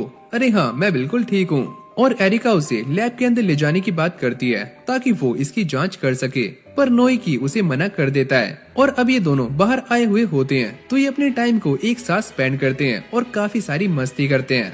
और शाम में जब ये दोनों एक पार्क के अंदर बैठे हुए होते हैं, लेकिन तभी अचानक नोइकी अजीब सी हरकतें करने लगता है। एरिका पूछती है, क्या तुम ठीक हो? तुम यहाँ से चली जाओ। और ये बोलते ही उसकी बॉडी अजीब सा रिएक्ट करती है और वो इस वेपन के कंट्रोल में आ जाता है और एरिका को मारने की कोशिश करता है, लेकिन मार्कस आकर उसको बचा लेता है। और तभी अचानक यहाँ पर इचिजो की एंट्री हो जाती है, लेकिन नोइकी एक बुसोमा बन चुका है और ये देखकर इचिजो उससे फाइट करना शुरू कर देता है और गाय भी यहाँ पर आ जाता है। ये अभी तक पूरी तरह से बुसोमा नहीं बना है। और ये सुनते ही नोइकी अपनी पावर्स को चार्ज कर लेता है और इचिजो के ऊपर एक जोरदार ब्लास्ट करता है, जिससे वो काफी दूर जाकर गिरता है और नोइकी उसे मारने ही वाला होता है, लेकिन तभी गाय आकर उसको बचा लेता है। और अब गाय और नोइकी आपस में लड़ना शुरू कर देते हैं, जिसके बाद नोइकी गाय के ऊपर एक जोरदार अटैक करने ही वाला होता है, लेकिन इचिजो गाय को हटाकर ये अटैक अपने ऊपर ले लेता है। और अब एरिका उसे समझाने की काफी कोशिशें कर रही होती है, क्या तुम मुझे नहीं जानते? मैं एरिका हूँ, तुम्हारी गर्लफ्रेंड। और अब इसी मौके का फायदा उठाकर गाय उसकी छाती में अपनी स्वॉर्ड को घुसा देता है, जिसके बाद नोइकी दोबारा से नॉर्मल हो जाता है। जिसके बाद ये सारे उसे लेकर लैब के अंदर आ जाते हैं, जहाँ पर नोइकी और मार्कस को दोबारा से कोल्ड स्लीप के अंदर भेज दिया जाता है। और फिर अगली सीन में हम शिन मटोबा को देखते हैं, जो कि अपने साइड में खड़े हुए बूढ़े अंकल से ये कहता है कि कल शिर्यू ने मुझसे बात की और उसे भूख लग रही है। मुझे ऐसा लगता है कि शिर्यू अपने दूसरे साथी से मिलना चाहता है। और यहाँ पर शिन वही बंदा है जिसके पास दूसरी शिर्यू है। और फिर यहाँ पर एक चोमू आता है, जो कि शिन से ये कहता है, हम इस जगह पर एक ऑर्फनेज खोलने वाले हैं, क्या आप हमारे इस काम में हेल्प कर सकते हो? और यहाँ पर सयाका इस बात से काफी नाराज होती है कि मास्टर ओगाटा ने गाय को यहाँ से जाने दिया। गाय के पास बस दो ही चॉइसेस हैं, या तो वो यहाँ पर आ जाए या अपनी पावर्स को कंट्रोल करना सीख जाए। और फिर हमें एक फ्लैशबैक दिखाया जाता है, जहाँ पर सयाका एक जंगल के अंदर खो जाती है और यहाँ पर एक वॉल्फ उसके ऊपर अटैक करने के लिए आगे बढ़ रहा होता है, लेकिन गाय सही टाइम पर आकर उसको बचा लेता है, पर इससे गाय का हाथ काफी इंजर्ड हो जाता है। और फिर अगली सीन में हम दोबारा से शिन को देखते हैं, जो कि उन्हीं बंदों के साथ इस जगह को देखने के लिए आता है, लेकिन ये बंदे आपस में ही लड़ना शुरू कर देते हैं। जिसके बाद शिन एक ड्राइंग बनाता है और ये डिसाइड करता है कि इस जगह पर बूढ़े लोगों के साथ साथ बच्चे भी रहेंगे, यानी कि ओल्ड एज होम के साथ साथ एक ऑर्फनेज। जिसके बाद ये डील साइन हो जाती है। और फिर हम सयाका को देखते हैं, जो कि अपनी दोस्तों के साथ गप्पे लड़ा रही होती है और उसकी एक फ्रेंड ये बोलती है कि चलो कहीं बाहर घूमने चलते हैं। और सयाका हिचकिचाते हुए पहले मना करती है, लेकिन बाद में वो मान जाती है। और फिर अगली सीन में हम दोबारा से उसी ठरकी बुड्ढे को देखते हैं, जिसके सामने एक बंदा बैठा होता है और इसका नाम है काजुमो। और वो ये कहता है कि मैं कभी भी सुशिडाई को ज्वाइन नहीं करूंगा और हम बुसोमा को मारने के लिए अपनी बॉडी का इस्तेमाल करेंगे, ना कि किसी वेपन का। और यहाँ पर काजुमो उसी कंपनी के बारे में बातें कर रहा होता है, जिसके अंदर गाय और इचिजो काम करते हैं। लेकिन यहाँ पर एक और बच्चा है जिसका नाम है गाय और उसके पास शिर्यू की पावर्स हैं और शिर्यू उसके हाथ में है। इंटरेस्टिंग, मैं उस लड़के से एक बार मिलना चाहूंगा। और फिर अगली सीन में हमें इचिजो और गाय को दिखाया जाता है, जहाँ पर इचिजो उससे ये पूछता है कि आखिरकार तुमने क्या डिसाइड किया कि तुम अपनी पावर से किसको प्रोटेक्ट करना चाहते हो? लेकिन मेरे पास तो ऐसा कोई भी नहीं है जिसको मैं बचाना चाहता हूँ। सुनो गाय, हमें अपनी इस पावर को सही कामों के लिए इस्तेमाल करना है, क्योंकि अगर तुम एक बार बुसोमा बन गए तो तुम्हें मरना ही होगा। जिसके बाद इचिजो उसे अपनी एक बैक स्टोरी सुनाता है, जब वो आर्मी के अंदर काम किया करता था और उन्हें एक मिशन मिला था सर्जिकल स्ट्राइक का। लेकिन जैसे ये सारे अंदर जाते हैं, तभी एक ग्रेनेड की वजह से इन सभी की हालत काफी गंदी हो जाती है और इचिजो को ऐसा लगता है कि ये उसका आखिरी दिन है और अब वो मरने वाला है। और जैसे ही उसकी आंखें बंद होने वाली होती हैं, तभी अचानक उसे एक आवाज आती है कि तुम मुझे उठा लो और तुम इन सभी को मार सकते हो और जिंदा हो सकते हो। और ये आवाज एक बुसोमा की होती है। और जैसे इचिजो इस वेपन को उठाता है तो वो दोबारा से खड़ा हो जाता है। और जब ये लोग उसके ऊपर फायर करने वाले होते हैं, तभी अचानक इचिजो अपने चक्रम का इस्तेमाल करता है और सामने खड़े सारे के सारे बंदों को एक ही झटके में मौत की नींद सुला देता है। और यहाँ पर वो गाय को भी यही बातें बता रहा होता है कि अगर तुम एक बार बुसोमा बन गए तो दोबारा से इंसान नहीं बन सकते। और फिर हमें दोबारा से शिन को दिखाया जाता है, जो कि एक फॉर्म के ऊपर सभी के साइन करवा रहा होता है और ये फॉर्म लोगों की हेल्प के लिए है। और इसके ऊपर सभी के साइन चाहिए। और तभी अचानक उसकी मुलाकात सियाका से होती है और वो उससे ये कहता है कि प्लीज तुम इसके ऊपर साइन कर दो, और वो इसके ऊपर साइन कर देती है और ये उसे थैंक्स बोलता है। और जैसी सियाका थोड़ी आगे जाती है तो दो छपरी नल्ले उसे परेशान करना शुरू कर देते हैं और उसकी हेल्प करने के लिए शिन यहाँ पर आ जाता है। लेकिन वो आते ही एक ही डायलॉग मारता है, अरे ओए तुम इसे परेशान क्यों कर रहे हो, इससे अच्छा तुम इसके ऊपर साइन कर दो। पर ये सुनने के बाद ये दोनों छपरी काफी गुस्सा हो जाते हैं और शिन को कुत्तों की तरह मारना शुरू कर देते हैं। लेकिन शिन को जरा भी गुस्सा नहीं आता और मुझे ऐसा लग रहा था कि ये बंदा अपनी सीढ़ियों को बाहर निकालेगा, लेकिन ऐसा नहीं होता और ये बंदे मार मार कर शिन की हालत काफी गंदी कर देते हैं। और यहाँ पर शिन वायलेंस के काफी खिलाफ है और इतना ज्यादा पिटने के बाद शिन बेहोश हो जाता है। लेकिन जैसे ही उसकी आंख खुलती है वो ये नोटिस करता है कि सियाका उसके सामने बैठी हुई है और वो उससे माफी मांगता है, मुझे माफ करना कि मैं तुम्हें बचा नहीं पाया। अरे ऐसा कुछ नहीं है और इसमें तुम्हारी कोई भी गलती नहीं थी। और जब ये दोनों छपरी आगे जा रहे होते हैं तभी अचानक इनके सामने मिडोरिका आ जाती है, जिसको देखकर इन दोनों के मुंह से लाट टपकनी शुरू हो जाती है। अरे वाह क्या चीज है, चलो एक काम करते हैं, इससे बात करके देखते हैं। और जब ये दोनों उसके मजे लेने के लिए आगे जाते हैं तभी अचानक मिडोरिका अपने पेट में से अपनी स्वॉर्ड निकालती है और इन दोनों में से एक के मजे ले लेती है और उसे जान से मार देती है। तुम सारे सच में काफी कमजोर और यूजलेस हो। और तभी अचानक उसकी नजर सियाका और शिन पर जाती है। आखिरकार तुम दोनों कौन हो और मैं तुम दोनों को भी जान से मार दूंगी। लेकिन तभी अचानक यहाँ पर गाय की एंट्री हो जाती है। मेरे दोस्तों से दूर रहो। क्या तुम?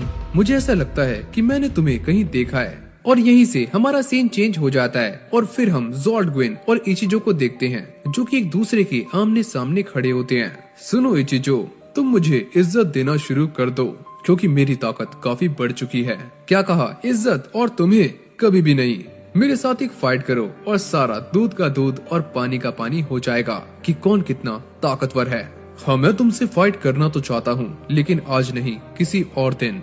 और ये बोलने के बाद ज़ोल्ट ग्वेन यहाँ से चला जाता है। यानी कि बहुत जल्दी ही इचिजो और ताकुमा की एक काफी भयंकर फाइट होने वाली है। और तभी अचानक इचिजो ये नोटिस करता है कि उसका एक हाथ पैरालाइज होना शुरू हो जाता है। ये मेरे साथ क्या हो रहा है? और यहाँ पर मिडोरिका गाय की बैंड बजा रही होती है और उसके ऊपर एक के बाद एक अटैक्स कर रही होती है। तुम काफी कमजोर हो। लेकिन भाई ये सुनने के बाद गाय को गुस्सा आना शुरू हो जाता है और उसके अंदर का शिर्यू जाग जाता है, जिसके बाद वो अपने आप को एक स्वॉर्ड के अंदर ट्रांसफॉर्म कर लेता है। और ये देखकर मिडोरिका उसके ऊपर अपनी फायर का इस्तेमाल करती है। लेकिन गाय ने भी कच्ची गोलियां नहीं खेली होती और वो मिडोरिका को डैमेज दे देता है। तुम अब मुझे काफी ज्यादा इरिटेट कर रहे हो। लेकिन उसकी अंदर ही अंदर फट रही होती है, जिसके बाद मिडोरिका यहाँ से भाग जाती है। लेकिन तभी सियाका ये नोटिस करती है कि गाय के हाथ में एक काफी गहरा कट लगा होता है, जिसको देखकर उसे अपना पास्ट याद आ जाता है। जिसके बाद वो गाय से कहती है कि सुनो गाय, अब घर चलते हैं। लेकिन गाय उसको मना कर देता है, तुम्हारे मेरे रास्ते अब काफी अलग हो चुके हैं तो मैं तुम्हारे साथ नहीं जा सकता। और यहीं से हमारा सीन कट हो जाता है और अगले सीन में हम शिन को देखते हैं जिसने सियाका के स्कूल को ज्वाइन कर लिया है और साथ में उसकी सेम क्लास को भी। जिसके बाद क्योका अपनी साथियों के साथ मिलकर मार्कस के बारे में सारी की सारी इन्फॉर्मेशन बाहर निकलवा रही होती है। और तभी उनके सामने ये बात आती है कि मार्कस की पहले एक गर्लफ्रेंड हुआ करती थी जिसने किसी और के साथ शादी कर ली। और सारा का सारा डेटा कलेक्ट करने के बाद वो यहाँ पर एक लड़की को फेस सर्जरी देना शुरू कर देते हैं और इसे मार्कस की गर्लफ्रेंड की तरह बना देते हैं। और फिर हम मार्कस को देखते हैं जिसकी बॉडी पहले से काफी ज्यादा रिकवर हो चुकी है। जिसके बाद ये लड़की मार्कस से मिलने के लिए आती है, लेकिन मार्कस नोएकी को याद करके काफी ज्यादा रोना शुरू कर देता है और ये उसे गले से लगा लेती है। जिसके बाद हम इचिजो और गाय को देखते हैं जो कि शिशुडाई की तरफ जा रहे होते हैं और ये वहाँ बस पहुँचने ही वाले हैं। और यहाँ पर शिन भी क्लासरूम के अंदर आ चुका है, जिसके बाद वो सभी के सामने अपना इंट्रोडक्शन देता है और सारे लोग उससे मिलकर काफी खुश होते हैं। लेकिन जैसे ही शिन क्लास से बाहर जाता है तो कुछ बच्चे उसे परेशान करना शुरू कर देते हैं और उसका वॉलेट निकाल लेते हैं। लेकिन तभी सियाका यहाँ पर आ जाती है और वो उनसे ये पर्स लेकर जोर जोर से चिल्लाना शुरू कर देती है कि टीचर प्लीज यहाँ पर आ जाइए, ये लोग शिन को परेशान कर रहे हैं। और इस तरह से ये उसे बचा लेती है और फिर ये दोनों बाहर आ जाते हैं और एक दूसरे को देखकर एक दूसरे को थैंक्स बोलते हैं। लेकिन क्योका इचिजो के ऊपर काफी गुस्सा कर रही होती है। आखिरकार तुम इतने टाइम से कहाँ थे और तुमने मेरे मैसेजेस क्यों नहीं देखे? मैं थोड़ा बिजी था लेकिन अब मैं यहाँ पर आ गया हूँ।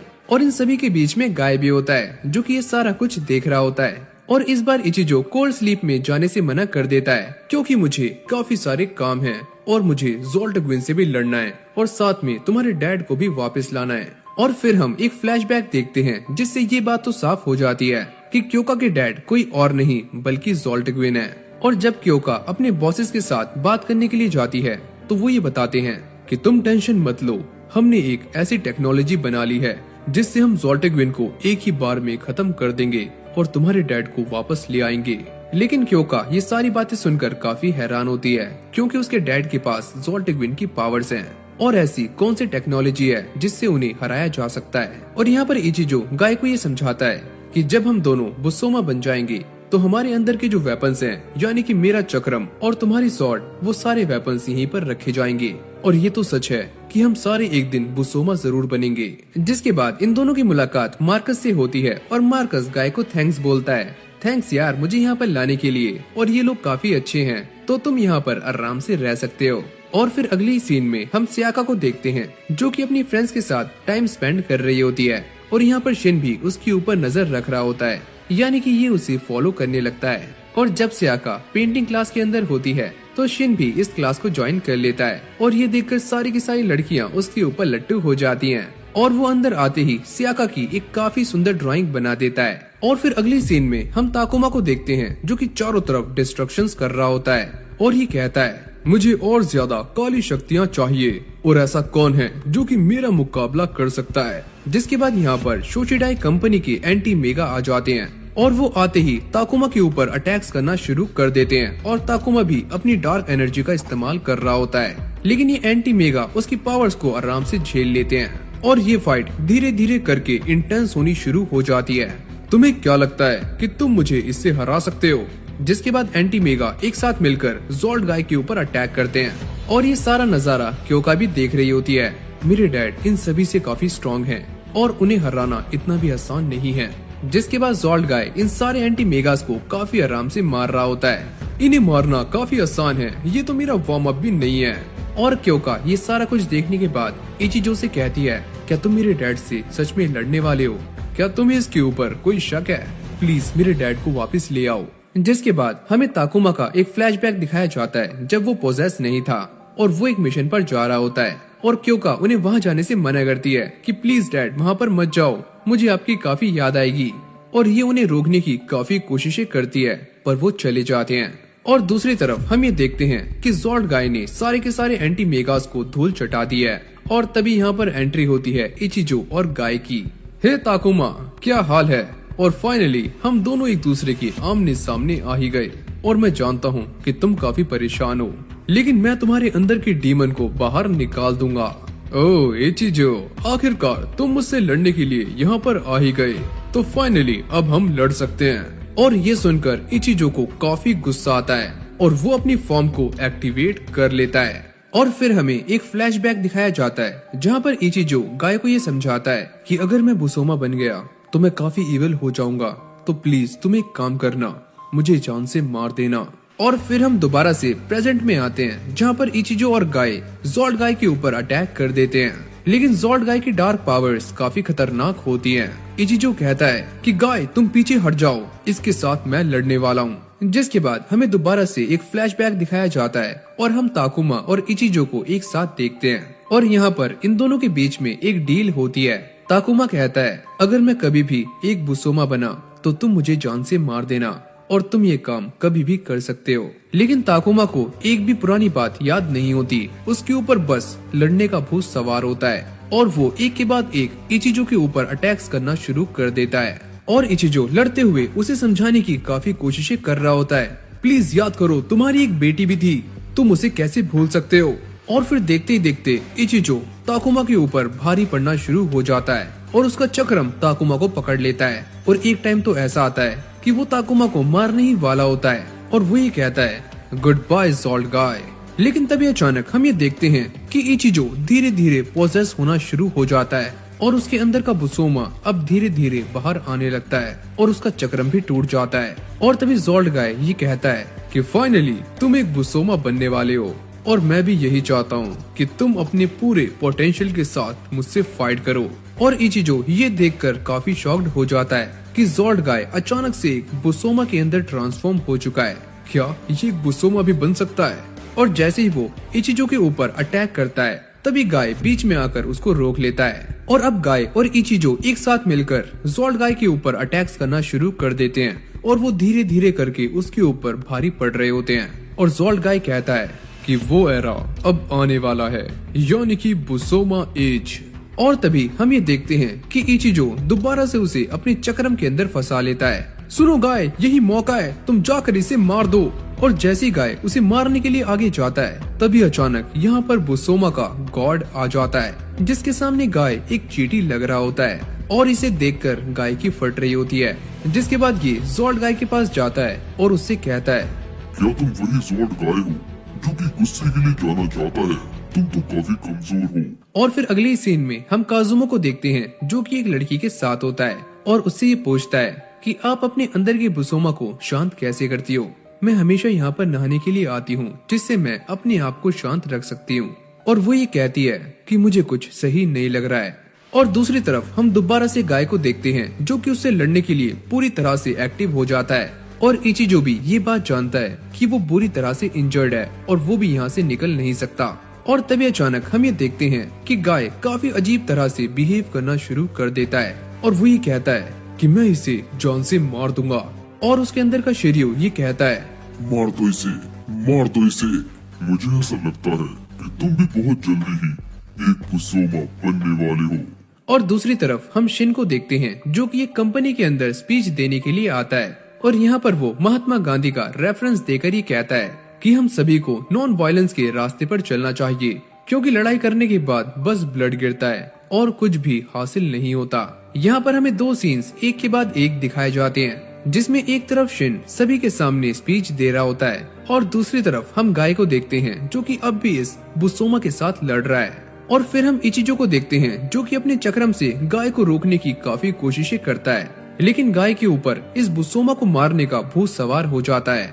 और इस तरफ शिन सभी को बता रहा होता है कि हमें शांत दिमाग से काम लेना चाहिए, तभी हम दूसरों के साथ अच्छे रिलेशन बना सकते हैं। और यहाँ पर इचिजो गाय को रोकता रोकता काफी थक जाता है और वो बुसोमा ये कहता है कि पहले तुम आपस में लड़ लो, फिर देखते हैं कि मुझसे कौन लड़ेगा। और फिर आखिरी बार इचिजो गाय को अपने चक्रम के अंदर फंसा लेता है। प्लीज गाय, इससे बाहर आ जाओ, तुम्हारे पास एक फैमिली है, तुम उसके लिए इससे बाहर आ सकते हो। लेकिन तभी आता है कहानी में ट्विस्ट, यानी कि गाय इस चक्रम को तोड़ देता है और पूरी तरह से एक बुसोमा के अंदर ट्रांसफॉर्म हो जाता है और वो इचिजो को जान से मार देता है। थैंक्स गाय, तुमने काफी अच्छा किया। और ये करने के बाद गाय बेहोश हो जाता है और सभी को ऐसा लगता है कि इचिजो मर चुका है, लेकिन अब वो पूरी तरह से एक बुसोमा बन जाता है। और फिर हमें इस बुसोमा के गॉड का नाम बताया जाता है और इसका नाम है ग्रिम्स। जिसके बाद इचिजो ग्रिम्स से लड़ने के लिए चला जाता है और फिर ये सारे गाय को लेकर दोबारा से लैब के अंदर आ जाते हैं। और जैसे ही उसकी आँख खुलती है वो ये कहता है कि मुझे वहाँ पर जाना है, मुझे अपना प्रॉमिस पूरा करना है। लेकिन क्योका उसे बाहर जाने से मना कर देती है, क्योंकि गाय कभी भी एक बुसोमा बन सकता है। लेकिन गाय बार बार बाहर जाने की जिद करता है और ये देखकर क्योका वहाँ पर एक गैस रिलीज कर देती है, जिससे वो बेहोश हो जाता है और ये सारे उसे कोल्ड स्लीप में भेज देते हैं। और फिर हम इचिजो को देखते हैं जो कि काफी ज्यादा डिस्ट्रक्शंस कर रहा होता है और क्योका ये कहती है कि अब इसे मारना ही होगा क्योंकि ये इचिजो नहीं रहा। और ये सारी सिचुएशन देखने के बाद क्योका के बॉसेस गाय को रिलीज कर देते हैं, जिसके बाद गाय इचिजो के पास चला जाता है और गाय को अपने सामने देखकर इचिजो दोबारा से बुसोमा के अंदर ट्रांसफॉर्म हो जाता है और गाय पर अटैक्स करना शुरू कर देता है। और गाय की बेस फॉर्म काफी वीक होती है तो वो उसे काफी गंदा पिटता है, लेकिन अब भी गाय उसके ऊपर अटैक करने से पहले 10 बार सोच रहा होता है। और यहाँ पर इचिजो उसके ऊपर एक के बाद एक अटैक्स कर रहा होता है और फिर गाय इचिजो की पुरानी बातों को याद करता है कि उसने क्या कहा था।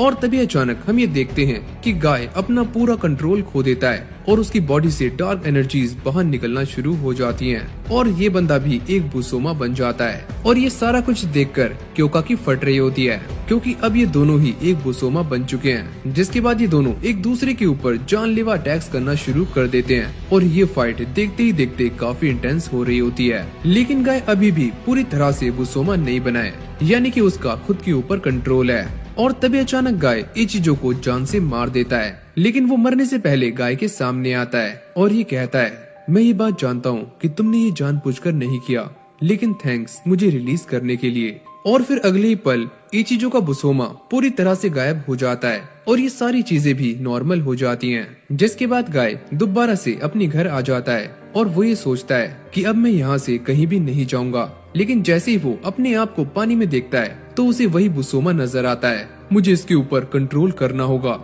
और ये सारा कुछ देखकर गाय एक केव के अंदर जाकर छुप जाता है और जैसे सियाका उसे मनाने के लिए आती है तो गाय अपना सारा कंट्रोल खो देता है और वो सियाका को भी जान से मार देता है। लेकिन ऐसा कुछ भी नहीं होता क्योंकि गाय बस ये सारा कुछ सोच रहा होता है। और फिर गाय अपने आप को शांत करने के लिए मेडिटेशन करना शुरू कर देता है और यहाँ तक कि वो अपनी मॉम की ग्रेव के पास भी जाता है। जिसके बाद गाय एक स्वॉर्ड बनाना शुरू करता है और वो इस स्वॉर्ड को बनाने के लिए अपनी जी जान लगा देता है। और जैसे ही ये पहली स्वॉर्ड बनकर रेडी होती है, मास्टर ओगाटा ये कहते हैं कि पहली तलवार के हिसाब से ये काफी अच्छी है। जिसके बाद गाय अपनी बनाई हुई पहली स्वॉर्ड सियाका को दे देता है ताकि वो अपने आप को प्रोटेक्ट कर सके।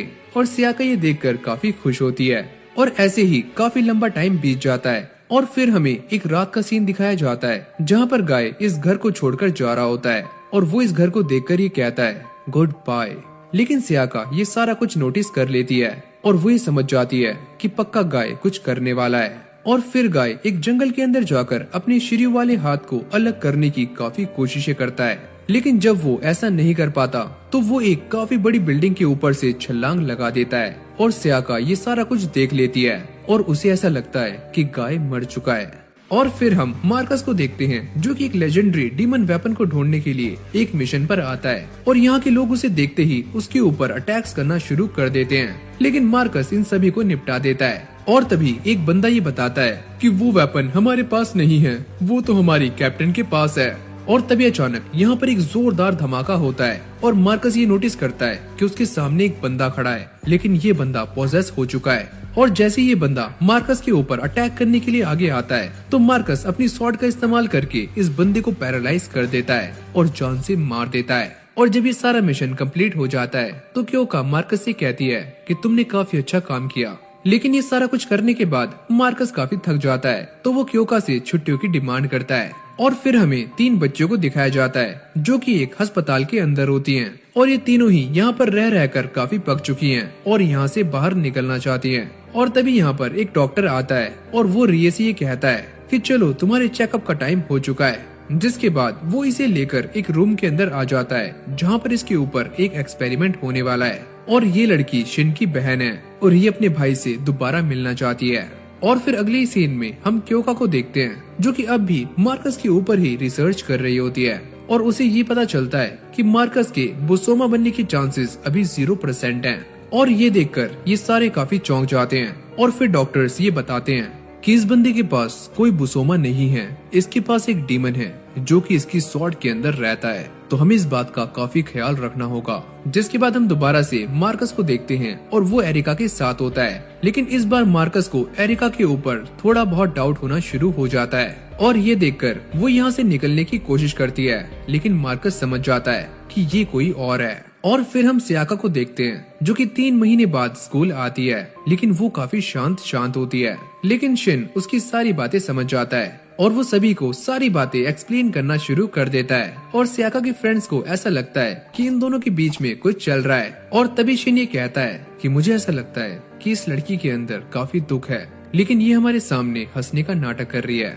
और दूसरी तरफ हम एरिका को देखते हैं जो कि क्योका को ये बताती है कि मार्कस अब मेरी बातों को मान रहा है और वो मुझसे शादी करना चाहता है और यहाँ तक कि उसने शोशिडाई कंपनी के साथ काम करने के लिए हाँ भी कर दिया है। और फिर हम दोबारा से मार्कस को देखते हैं जिसे अब एरिका के ऊपर शक होना शुरू हो गया है और वो इसकी जांच पड़ताल करनी शुरू कर देता है। और यहाँ पर क्योका एरिका को ये समझा रही होती है कि उसे मार्कस के साथ बस थोड़े टाइम के लिए ही शादी करनी है और उसके बाद वो फ्री हो जाएगी और किसी और के साथ काम कर सकती है। लेकिन ये सारी बातें सुनकर एरिका को बिल्कुल भी अच्छा नहीं लगता और वो ऐसा करने से मना करती है। और तभी अचानक हम ये देखते हैं कि मार्कस भी ये सारी बातें सुन रहा होता है और जब क्योका उसे ये बताती है कि नोइकी मर चुका है तो ये सुनने के बाद मार्कस काफी शॉक्ड हो जाता है और वो ये देखता है कि इन सभी ने नोइकी को मारने के लिए कोल्ड स्लीप के अंदर ही एक गैस का इस्तेमाल किया था और ये देखकर मार्कस की फटकर हाथ में आ जाती है। आखिरकार ये लोग ऐसा कैसे कर सकते हैं। और जब उसके सामने ये सारी पोल पट्टी खुल जाती है तो वो एक काफी इविल स्माइल करता है और ये कहता है कि तुम मरने वाली हो।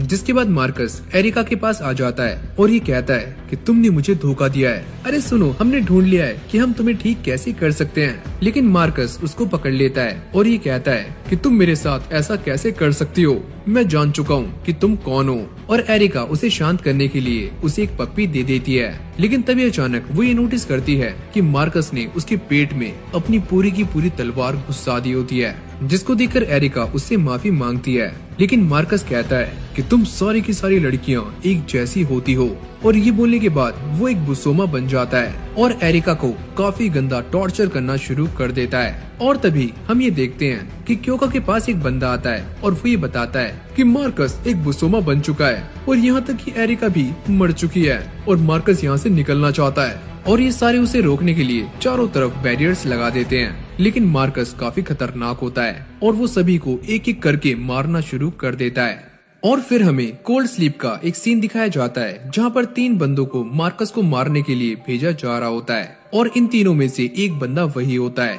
जो कि एक बार्बर था, यानी कि एरी। जिसके बाद ये तीनों बंदे उससे लड़ने के लिए तैयार हो जाते हैं और ये कंपनी उन्हें बताती है कि जिस बंदे से तुम लड़ने के लिए जा रहे हो वो एक बुसोमा नहीं, एक डीमन है।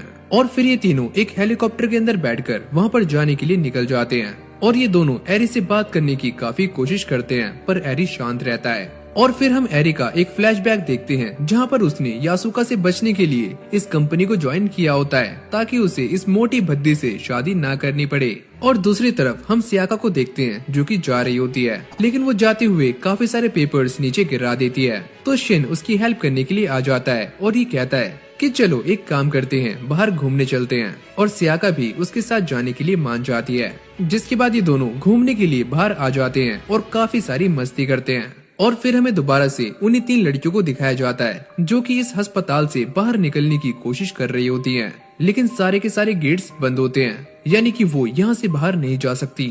और फिर हमें दोबारा से उन्हीं 3 बंदों को दिखाया जाता है जो कि अपने मिशन पर जा रहे होते हैं। लेकिन तभी अचानक उनके सामने यासुका आ जाती है और वो एरी को देखकर ये कहती है, अरे वाह, तुम यहाँ पर हो और अब तुम्हें मुझसे शादी करनी होगी। लेकिन यासुका को देखकर एरी को ठंडे पसीने आने शुरू हो जाते हैं। जिसके बाद ये सारे उसके ऊपर अटैक कर देते हैं। लेकिन यासुका एक काफी जहरीला पाद मारती है जिससे ये सारे पैरालाइज हो जाते हैं। लेकिन एरी यहाँ से भाग जाता है और अब यासुका भी उसका पीछा करने के लिए निकल जाती है। और एरी कहता है कि मैं इससे अकेला नहीं लड़ सकता, मुझे बैकअप चाहिए। और फिर हमें दोबारा से उसी मिस्टीरियस लड़की को दिखाया जाता है जो कि ये कहती है कि हमें अपने दिमाग को शांत रखना चाहिए। और मुझे ऐसा लगता है कि कहीं न कहीं बुसोमा की फाइट चल रही है। और यहाँ पर ये तीनों लड़कियां अब भी बाहर निकलने की काफी कोशिश कर रही होती हैं। जिसके बाद इन तीनों को एक डोर मिल जाता है और जैसे ये उसे खोलकर देखती हैं तो इनके सामने न जाने क्या चीज होती है, जिसको देखकर ये काफी शॉक्ड हो जाती हैं। लेकिन तभी अचानक पीछे से डॉक्टर आ जाता है जो कि इन तीनों को पकड़कर इन्हें बेहोश कर देता है और ये कहता है कि तुमने जरूरत से कुछ ज्यादा ही देख लिया और अब मुझे दोबारा से तुम तीनों की याददाश्त को गायब करना होगा। और फिर अगली सीन में हम शिन को देखते हैं जो कि सियाका के साथ होता है और यहाँ पर वो उसे अपने पास्ट के बारे में बता रहा होता है कि जब मैं छोटा था तो मेरे साथ काफी अजीब हुआ था क्योंकि मेरी माँ मुझे डीमन से प्रोटेक्ट कर रही थी, लेकिन उस डीमन ने मेरी माँ को जान से मार दिया। जिसके बाद वो ये कहता है कि उस इंसिडेंट के बाद मैं और मेरी बहन ही बचे, लेकिन मेरी बहन की हालत काफी खराब है और तभी से मुझे वायलेंस पसंद नहीं है। और ये सारी बातें सुनकर सियाका काफी चौंक रही होती है क्योंकि यहाँ पर शिन गाय की तरह बातें कर रहा होता है कि मैं बचपन से डार्कनेस से भागता हुआ आ रहा हूँ और मुझे ऐसा लगता है कि ये डार्कनेस मुझे निगलना चाहती है। और जब मैं छोटा था तो ये डार्कनेस मुझे स्वेलो करने की कोशिश किया करती थी और तभी से मैं इससे बचता हुआ आ रहा हूँ। और ये सारी बातें सुनने के बाद सियाका के सामने गाय का फेस आता है और तभी अचानक हम ये देखते हैं कि शिन अजीब सी हरकतें करना शुरू कर देता है और वो अपना आपा खोने ही वाला होता है। लेकिन तभी सियाका उसे ये कहती है कि तुम टेंशन मत लो, मैं तुम्हारे साथ हूँ और मैं तुम्हें प्रोटेक्ट करूंगी। और फिर अगली सीन में हम शिन के डैड को देखते हैं जो ये कहते हैं कि मुझे ऐसा लगता है कि शिर्यू अब भी प्यासा है और इसकी प्यास को बुझाने के लिए हमें और ब्लड चाहिए। और तभी हम ये नोटिस करते हैं कि उनके सामने कोई लेटा हुआ होता है जिसके ब्लड का यूज करके ये शिर्यू की प्यास बुझा रहे होते हैं। और फिर हम शिन को देखते हैं जो कि अपनी बहन से मिलने के लिए अस्पताल के अंदर आता है और वो उसे देखकर काफी खुश हो जाती है और ये बताती है, सुनो भाई, डॉक्टर ने कहा है कि मैं काफी जल्दी ठीक होने वाली हूँ। और फिर अगली सीन में हम दोबारा से उसी मिस्टीरियस लड़की को देखते हैं और इसका नाम है हिमिको। और तभी इसके पीछे एक बुसोमा आ जाता है। तुम चाहो तो मुझे मार सकते हो और मारकर अपनी प्यास बुझा सकते हो। और फिर हम शिन को देखते हैं जो कि अपनी बहन रिए से बात कर रहा होता है और वो ये पूछता है कि तुम कैसी हो।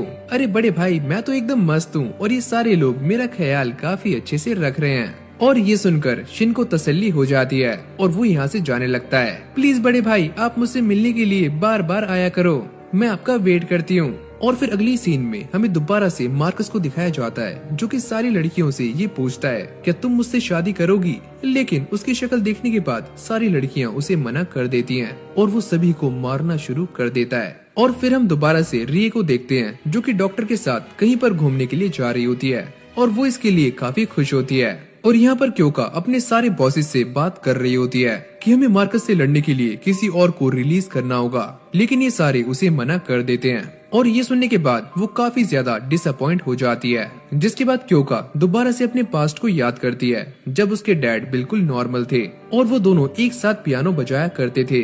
और इस बात को याद करने के बाद उसके अंदर दोबारा से कॉन्फिडेंस आ जाता है और वो अपने डैड को वापस लाने के लिए दोबारा से शोशिडाई के साथ काम करने के लिए मान जाती है। और यहाँ पर मार्कस एक साइकोपैथ की तरह बिहेव कर रहा होता है और सभी लड़कियों से ये पूछता है, क्या तुम मुझसे शादी करोगी? और वो इसकी एक जोरदार थप्पड़ मारकर यहाँ से चली जाती हैं। लेकिन तभी क्योका इस बात को नोटिस करती है कि मार्कस अभी पूरी तरह से बुसोमा नहीं बना है और वो दोबारा से नॉर्मल हो सकता है। और इसी पार्क के दूसरी साइड हम शिन और सियाका को देखते हैं जो कि यहाँ पर टहलने के लिए आए होते हैं। और शिन कहता है कि इस जगह में काफी ज्यादा शांति है और मुझे यहाँ पर आना काफी अच्छा लगता है, जिसके बाद उसे अपनी कल की बातें याद आती हैं, यानी कि वो किस। और वो जाकर एक पेड़ को पकड़ लेता है। अरे यार, वो कितना अच्छा था। और यहाँ पर डॉक्टर भी रियो को लेकर बाहर आ जाता है। तुम काफी जल्दी यहाँ से निकलने वाली हो और तुम्हारे बाकी के साथी वहीं पर रहेंगे। लेकिन तभी अचानक हम ये देखते हैं कि शिन अपनी बहन को नोटिस कर लेता है, लेकिन रिये गलती से मार्कस के सामने आ जाती है। क्या तुम मुझसे शादी करोगी? अरे हाँ, मेरे पास भी एक रिंग है। यानी कि लिटरली ये उसे शादी करने के लिए मान जाती है। और यहाँ पर शिन अपनी बहन को ढूंढ रहा होता है और एक लेडी ये बताती है कि वो दोनों वहाँ पर गए हैं। और फिर अगली सीन में हम दोबारा से हिमिको को देखते हैं जिसके सामने वही बुसोमा आ जाता है। क्या तुम मुझसे लड़ना चाहते हो? हाँ, मैं तुम्हें खत्म कर दूंगा। लेकिन जैसे ये बुसोमा उसके ऊपर अटैक करता है तो ये कुछ ही मिनटों में इसका काम तमाम कर देती है। लेकिन बाद में वो एक अजीब सी हरकत करती है, यानी कि इस बुसोमा वाले वेपन को वो अपने शरीर के अंदर घुसा लेती है। और दूसरी तरफ हम ये देखते हैं कि शिन के डैड शिर्यू की प्यास बुझाने के लिए अपने पास एक और बंदे को लेकर आते हैं और अचानक से ही उसे स्टैप कर देते हैं, जिसके बाद ये बंदा जोर जोर से चिल्लाना शुरू कर देता है और अचानक से ही उठकर बैठ जाता है, यानी कि ये बंदा भी पोसेस हो चुका है। और फिर ये अपनी बॉडी से शिर्यू को बाहर निकालकर किसी को मारने के लिए निकल जाता है। और फिर अगली सीन में हम दोबारा से मार्कस और रिये को देखते हैं जो कि एक चर्च के अंदर आकर शादी कर रहे होते हैं। लेकिन रिये ये शादी करने से मना करती है जब तक उसका भाई यहाँ पर नहीं आ जाता। और अब मार्कस की हालत दोबारा से खराब होने लगती है, जिसके बाद वो एक बुसोमा के अंदर ट्रांसफॉर्म हो जाता है और इस प्रीस्ट को जान से मार देता है। प्लीज तुम मुझसे शादी कर लो। और ये बोलने के बाद वो रिये को अपने एक हाथ में उठा लेता है। लेकिन तभी अचानक यहाँ पर एंट्री होती है शिन की। तुमने मेरी बहन को छूने की हिम्मत कैसे की? जिसके बाद ये बुसोमा शिन के ऊपर अटैक कर देता है और एक ही वार से उसे इंजर्ड कर देता है। और ये अपनी बहन को यहाँ से जाने के लिए कहता है, पर तभी अचानक यहाँ पर वही बंदा आ जाता है जिसके पास दूसरी शिर्यू होती है। और जैसे ही शिन की आंखें बंद होती हैं, तभी उसके सामने एक बुसोमा आ जाता है।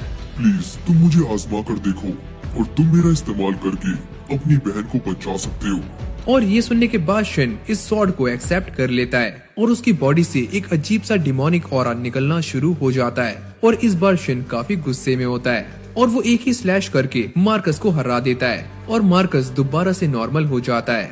मुझे माफ करना कि मैं तुमसे शादी नहीं कर पाया। और ये बोलते ही वो अचानक से गायब हो जाता है। लेकिन उसके अंदर का जो डीमन है वो अब रिये के अंदर आ चुका है और उसकी आंखें पिंक हो जाती हैं। और यहाँ पर हिमिको काजुमा से ये पूछती है कि आखिरकार वो बंदा कैसा है, क्या वो जाग गया? वो इंसान मेडिटेशन कर रहा था और काफी जोर से चिल्लाया, लेकिन अब वो नॉर्मल हो चुका है। और यहाँ पर ये दोनों जिस बंदे के बारे में बातें कर रहे होते हैं वो कोई और नहीं बल्कि गाय है, यानी कि गाय अब भी जिंदा है। और इसके बाद हम ये देखते हैं कि कुछ छपरी एक लड़के को परेशान कर रहे होते हैं और उसे मारकर उसकी जेब से पैसे भी निकाल लेते हैं। तुम बुरा मत मानना क्योंकि हम तो दोस्त हैं। जिसके बाद ये लड़का एक म्यूजियम के अंदर चला जाता है और जैसे ये सामने एक स्टैचू को देखता है तो उसके अंदर से एक आंख इसी को ही देख रही होती है, जिसको देखकर इसकी फट जाती है। और फिर अगली सीन में हम गाय को देखते हैं जो कि लेडी हिमिको से बातें कर रहा था और वो उसके लिए एक वुडन हैंड लेकर आती है। ये तुम्हारे पहले वाले जितना अच्छा तो नहीं है लेकिन आई होप ये तुम्हें पसंद आएगा। और गाय को ये हैंड काफी पसंद भी आता है। और तभी काजुमो उससे ही कहता है कि तुम्हें मुझे भी थैंक्स बोलना चाहिए क्योंकि जिस दिन तुमने सुसाइड की थी उस दिन मैं ही था जिसने तुम्हें बचाया था। अच्छा तो तुम्हारा नाम काजुमो है, लेकिन मैंने तुमसे नहीं कहा था कि तुम मेरी जान बचाओ। देख रहे हो भाई, इसका घमंड चरम सीमा पर है। जिसके बाद ये सारे एक प्रैक्टिस एरिना के अंदर आ जाते हैं जहाँ पर लेडी हिमिको के काफी सारे स्टूडेंट्स प्रैक्टिस कर रहे होते हैं ताकि वो अपनी स्किल्स को एक लेवल अप कर सके। तुमने पहले से काफी इम्प्रूव कर लिया है। और तभी काजुमो ये बताता है कि लेडी हिमिको बचपन से ही काफी स्ट्रॉन्ग है और वो एक ऐसे रेयर मार्शल आर्ट को जानती हैं जो पूरे क्लैन में कोई और नहीं जानता। और फिर ये दोनों स्टूडेंट्स उसके साथ प्रैक्टिस करने के लिए तैयार हो जाते हैं, लेकिन लेडी हिमिको एक ही सेकंड में यहाँ से टेलीपोर्ट हो जाती है। काजुमो कहता है ये काफी स्ट्रॉन्ग हैं और इन्होंने अभी तक अपनी बॉडी के अंदर 21 इविल वेपन्स को एब्जॉर्ब करके रखा हुआ है। और फिर हमें दोबारा से उसी लड़के को दिखाया जाता है जो कि स्टैचू से ये कहता है क्या तुम मेरे दोस्त बनोगे। और फिर हम दोबारा से गाय को देखते हैं जिसकी प्रैक्टिस शुरू हो जाती है, लेकिन तभी अचानक यहाँ पर चारों तरफ आग लग जाती है। काजुमो कहता है कि इसकी इविल पावर्स काफी ज्यादा हैं और हमें इसे रोकना होगा। जिसके बाद लेडी हिमिको आग के अंदर कूद जाती है और वो गाय का ऑरा निकालकर अपने अंदर डाल लेती है और गाय को बचा लेती है। हमें इसे यहाँ से काफी दूर भेजना होगा वरना ये काफी तबाही मचा सकता है। नहीं, हम ऐसा नहीं कर सकते क्योंकि हमारा काम है लोगों की हेल्प करना। और यहाँ पर वो लड़का दोबारा से भागकर इस पुतले के सामने आ जाता है और वो सारे छपरी इसका पीछा कर रहे होते हैं। प्लीज मेरी हेल्प करो। तुम मेरी हेल्प ले सकते हो और मैं तुम्हारा दोस्त बनने के लिए तैयार हूँ। जिसके बाद गाय हिमिको से ये पूछता है क्या मैं भी तुम्हारी तरह वो होलोनेस सीख सकता हूँ। और वो ये बताता है कि जब मैं पैदा हुआ था तभी से मेरे साथ शिर्यू है और उसका मेरे साथ एक बॉन्ड है, लेकिन मैं इस बॉन्ड को तोड़ना चाहता हूँ। और जब ये दोनों बातें कर रहे होते हैं तो काजुमो भी इन दोनों की बातें दूर खड़ा हुआ सुन रहा होता है। और फिर हम मिडोरिका को देखते हैं जो कि पूरी तरह से एक बुसोमा के अंदर ट्रांसफॉर्म हो चुकी है, लेकिन तभी यहाँ पर एक और बुसोमा आ जाता है। मैं तुम्हें जान से मार दूंगा और तुम मुझे काफी स्ट्रॉन्ग लगती हो। जिसके बाद ये दोनों लड़ना शुरू कर देते हैं और ज़ोल्टग्विन दूर से खड़ा हुआ इन दोनों को देख रहा होता है। वैसे मुझे 1 वर्सेस 1 बैटल करने में काफी मजा आता है, लेकिन मैं तुम दोनों से मना कर रहा हूँ कि तुम दोनों को अभी फाइट नहीं करनी है। और इस फाइट के अंदर मिडोरिका काफी बुरी तरह से हार जाती है। और फिर हम गाय को देखते हैं जो कि यहाँ से जाने की जिद कर रहा होता है, लेकिन काजुमो उसको चैलेंज कर देता है अगर तुमने मुझे हरा दिया तो तुम यहाँ से जा सकते हो। लेकिन गाय उसे मना कर देता है कि मैं यहाँ से कहीं भी नहीं जाऊंगा क्योंकि मुझे काफी कुछ सीखना है। और तभी अचानक काजुमो उसके ऊपर अटैक्स करना शुरू कर देता है और फिर यहाँ पर एक काफी बड़ा बुसोमा आ जाता है और ये दोनों उसे देखकर घबरा जाते हैं। और फिर ये बुसोमा दोबारा से अपनी नॉर्मल फॉर्म के अंदर आ जाता है, यानी वही लड़का बन जाता है। और इस बुसोमा को यहाँ पर लेडी हिमिको ने बुलाया होता है। और यहीं से हमारा सीन चेंज हो जाता है और फिर हम शिन को देखते हैं जो कि एक हॉस्पिटल के अंदर होता है और इस बंदे की हालत काफी खराब है। और तभी अचानक इसके सर में जोर से दर्द होता है और इसे याद आता है कि किस तरह से शिर्यो ने इसकी बॉडी पर कंट्रोल किया था। और ये उस बुसोमा को भी याद करता है जिसने इसकी बहन को पकड़ा हुआ था। और शिन के डैड भी यहीं पर होते हैं। तुम घबराओ मत, तुम काफी जल्दी ठीक हो जाओगे। और फिर ये दोनों अपने एक पास्ट को याद करते हैं जहाँ पर एक बुसोमा ने इनकी पूरी की पूरी फैमिली को जान से मार दिया था। और ये बुसोमा कोई और नहीं बल्कि ग्रिम्स था। जिसके बाद उसके डैड शिन को लेकर शोशिडाई में आ जाते हैं जहाँ पर उसके ऊपर एक एक्सपेरिमेंट होने वाला है और शायद से इन्होंने एक एंटीबायोटिक बना लिया है जिससे ये शिन को पूरी तरह से बुसोमा बनने से रोक सकते हैं। और फिर हम दोबारा से उसी लड़के को देखते हैं जो कि लेडी हिमिको के पास होता है और काजुमो कहता है कि ये एक बुसोमा है तो हमें इसे जान से मार देना चाहिए, लेकिन वो इसे मारने के बिल्कुल भी हक में नहीं होती और काजुमो को भी उसकी बात माननी पड़ती है। और जब ये लड़का एक चिड़िया के बच्चे को दोबारा से उसके घोंसले में रख रहा होता है तो तो यहाँ पर कुछ छपरी आ जाते हैं जो कि उसे देखकर ये कहते हैं, अबे ओए सुन, तेरी हिम्मत कैसे हुई इस पेड़ के ऊपर चढ़ने की? क्या तू नहीं जानता कि ये पेड़ एक पवित्र पेड़ है? जिसके बाद ये सारे छपरी उसे नीचे उतार लेते हैं और उसे मारने ही वाले होते हैं। प्लीज मुझे मत मारो, वरना मैं अपना आपा खो दूंगा और कुछ और बन जाऊंगा।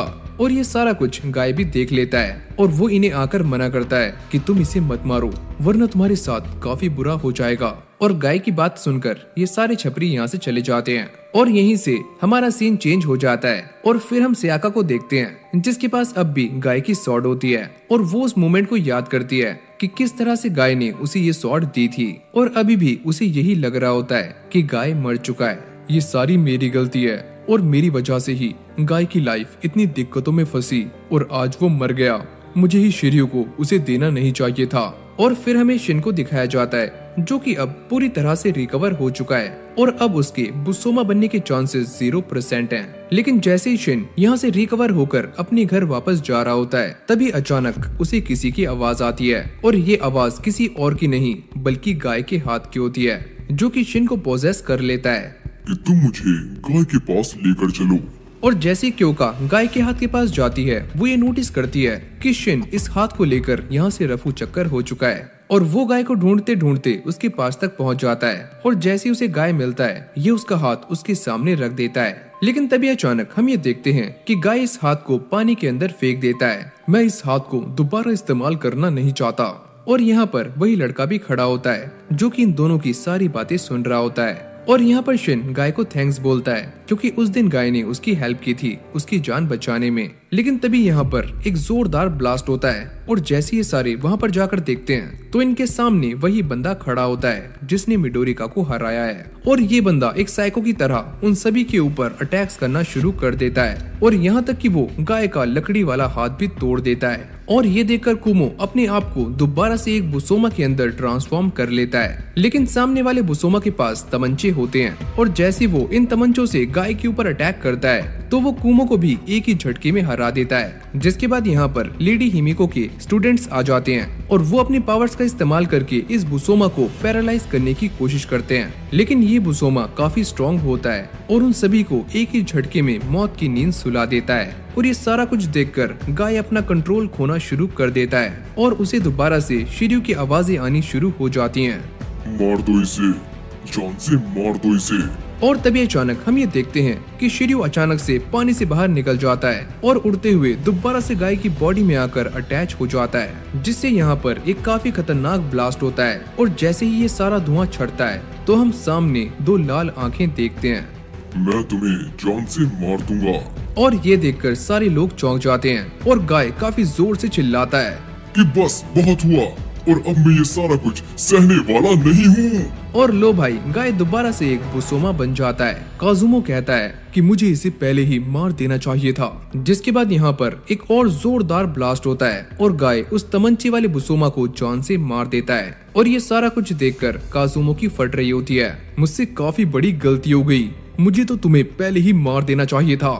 और ये सुनते ही गाय इस बंदे की भी बैंड बजाकर यहाँ से निकल जाता है। और फिर अगले ही सीन में हम ये देखते हैं कि लेडी हिमिको के काफी सारे स्टूडेंट्स मारे जा चुके हैं। मैंने आपसे पहले ही कहा था कि हमें उसे जान से मार देना चाहिए।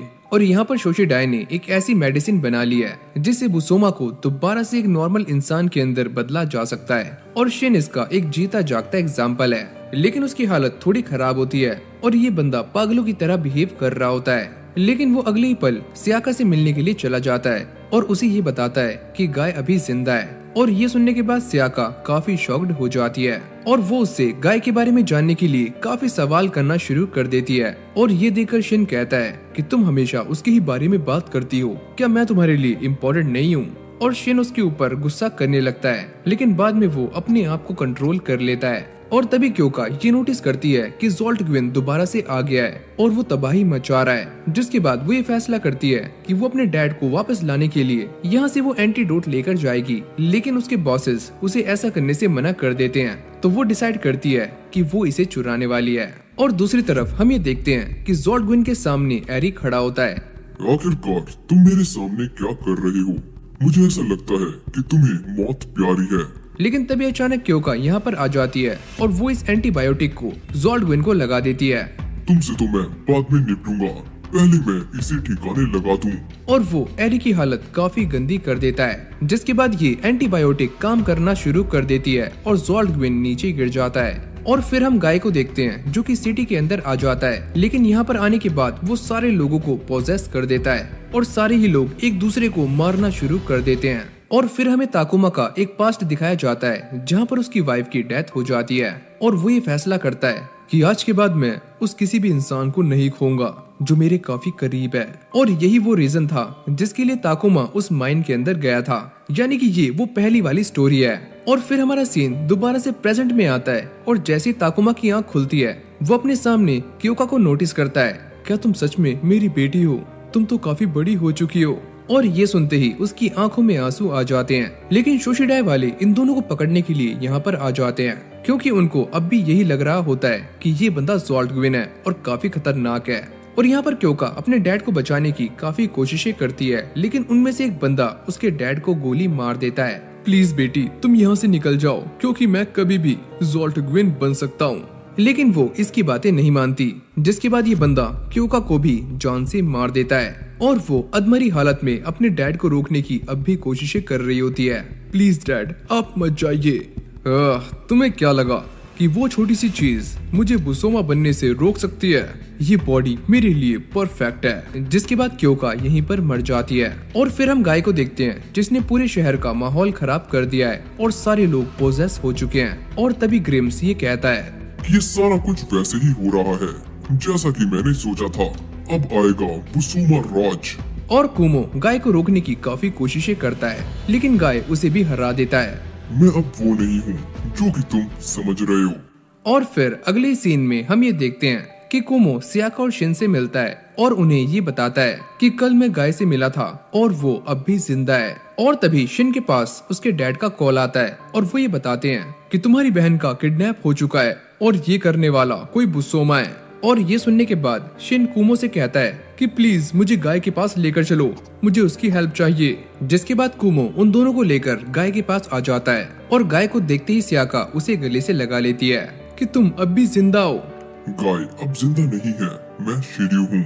और शिन उससे कहता है कि मैंने तुम्हारी हेल्प की थी और अब मुझे भी तुम्हारी हेल्प की जरूरत है। और दूसरी तरफ हम मिडोरिका को देखते हैं जिसने रिए को पकड़ा हुआ होता है और वो इसके ऊपर अटैक कर देती है, जिससे उसकी बॉडी के अंदर से ब्लड आना शुरू हो जाता है और वो भी अचानक से एक अजीब सी क्रीचर के अंदर ट्रांसफॉर्म हो जाती है। मिडोरिका कहती है भले ही तुम कोई भी हो लेकिन मैं तुम्हें जान से मार दूंगी। और फिर इन दोनों के बीच में फाइट स्टार्ट हो जाती है जहाँ पर रिए मिडोरिका के ऊपर काफी भारी पड़ रही होती है। और तभी अचानक यहाँ पर शिन आ जाता है और साथ में गाय भी, जिसको देखकर रिए यहाँ से भाग जाती है। मिडोरिका कहती है कि मैंने तुम्हें कहीं पर देखा है। और ये सुनते ही गाय बुसोमा के अंदर ट्रांसफॉर्म हो जाता है और यहाँ पर सियाका उसे रोकने की काफी कोशिश करती है, लेकिन गाय उसे भी स्टैप कर देता है। और फिर मिडोरिका भी बुसोमा बन जाती है और इन दोनों में एक काफी खतरनाक फाइट होनी शुरू हो जाती है। लेकिन सियाका की हालत काफी गंदी होती है और शिन उससे पूछता है क्या तुम ठीक हो? और तभी अचानक गाय मिडोरिका को पीछे से स्टैप कर देता है। तुम्हारा खेल खत्म हुआ। और ये सारा कुछ देखकर शिन को बहुत ही ज्यादा गुस्सा आ रहा होता है। मैं सारे के सारे बुसोमा को खत्म कर दूंगा। और ये बोलने के बाद वो गाय के साथ फाइट करने के लिए तैयार हो जाता है।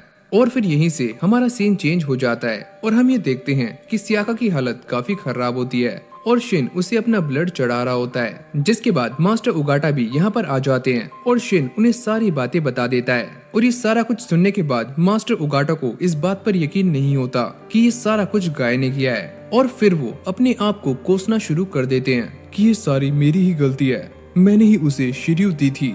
और फिर हम एरी को देखते हैं जिसने शोशिडाई को छोड़ दिया है और अब वो दोबारा से अपने बाल काटने के धंधे पर लग गया है। लेकिन अब भी उसे एक ही बात का डर है कहीं यासुका यहाँ पर दोबारा से ना आ जाए। और जैसी वो पलट कर देखता है तो यासुका उसके पीछे ही बैठी होती है और जैसी एरी उसको देखता है तो उसकी फट जाती है और यासुका उसे किस करने के लिए आगे आती है। लेकिन एरी कांच तोड़कर यहाँ से भाग रहा होता है, लेकिन यासुका अपनी पावर्स का इस्तेमाल करके उसे रोक लेती है। और फिर अगली सीन में हम दोबारा से रिए को देखते हैं जिसकी हालत काफी खराब होती है और वो अपने साथियों से ये कहती है कि प्लीज तुम सारे यहाँ से चले जाओ क्योंकि मैं कभी भी बुसोमा बन सकती हूँ। लेकिन वो दोनों छोटी बच्चियां होती हैं और उन्हें नहीं पता कि आखिरकार बुसोमा क्या होता है। और तभी अचानक हम ये देखते हैं कि रिये एक बुसोमा बन जाती है और वो इन दोनों में से एक का खून पी जाती है और दूसरी को भी जान से मार देती है। और अब बस वो डॉक्टर ही बचता है, जिसके बाद रिये उसके पास जाकर उसे भी जान से मार देती है। और फिर शिन भी यहाँ पर आ जाता है और उसको ऐसा लगता है कि ये सारा कुछ किसी बुसोमा ने किया है और वो ब्लड का पीछा करना शुरू कर देता है। और फिर हम एरी को देखते हैं, जो कि अब भी यही बातें सोच रहा होता है कि इस लड़की ने उसकी बहन को जान से मार दिया था और ये उससे बदला लेने के लिए आग बबूला हो रहा होता है। और जब ये उसे मारने के लिए आगे जाता है तो ये उसकी सुंदरता को देखकर एक पल के लिए मोहित हो जाता है। अरे यार, ये कितनी सुंदर है। लेकिन फिर वो अपने आप को याद दिलाता है किसने मेरी बहन को मारा था। और तभी अचानक यहाँ पर यासुका भी आ जाती है और ये उसे देखकर इसी लड़की के पीछे छुप जाता है। अबे ओए मोटी, ये देख, इसे बोलते हैं गर्लफ्रेंड और अपने आप को देख, हाथी का बच्चा है तू।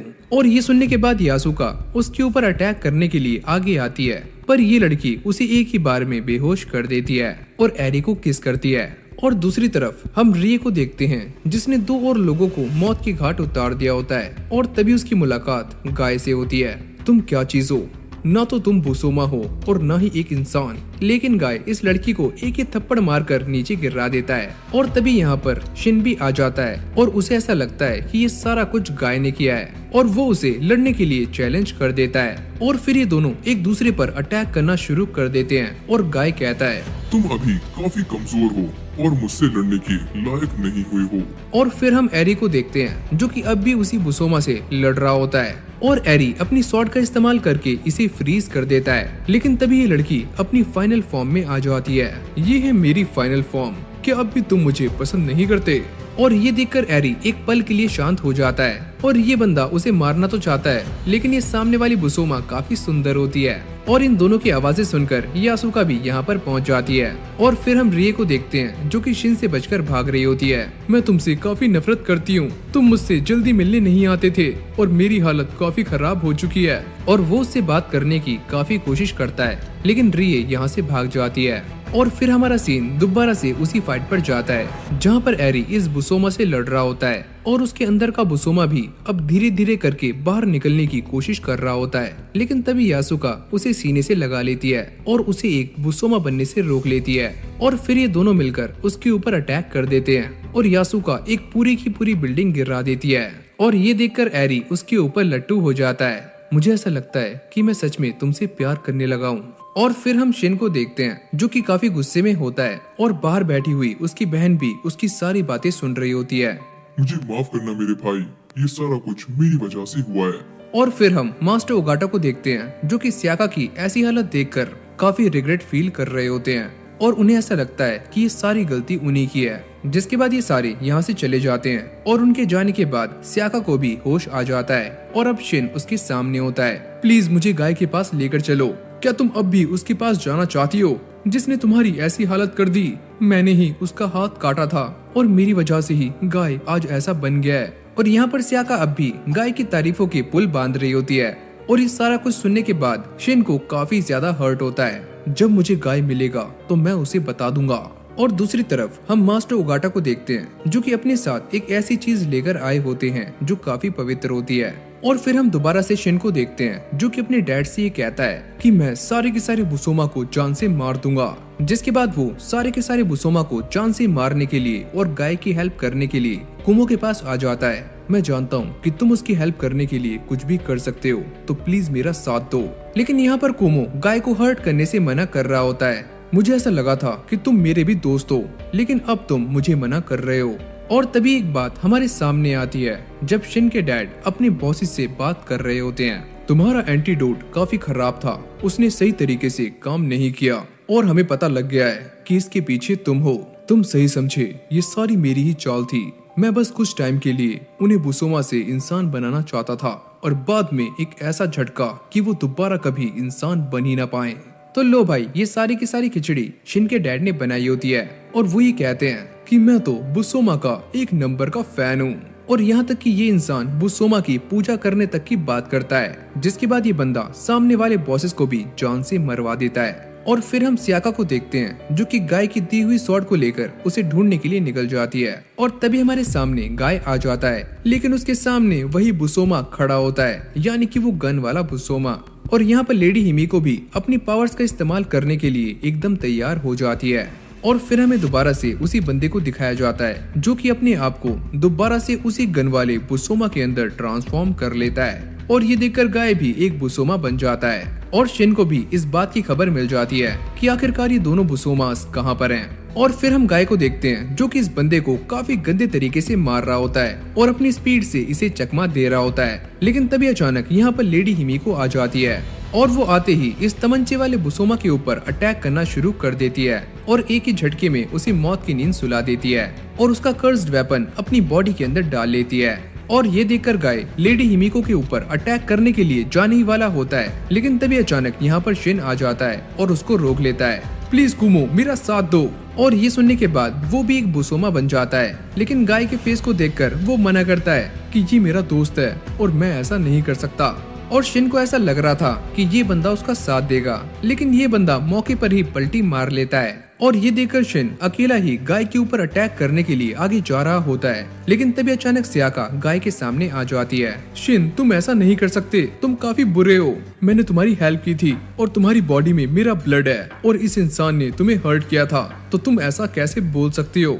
लेकिन भाई सियाका गाय को हक कर लेती है और ये देखकर शिन आग बबूला हो जाता है और यही हेट्रेड उसे धीरे धीरे बुसोमा बनने पर मजबूर कर रही होती है।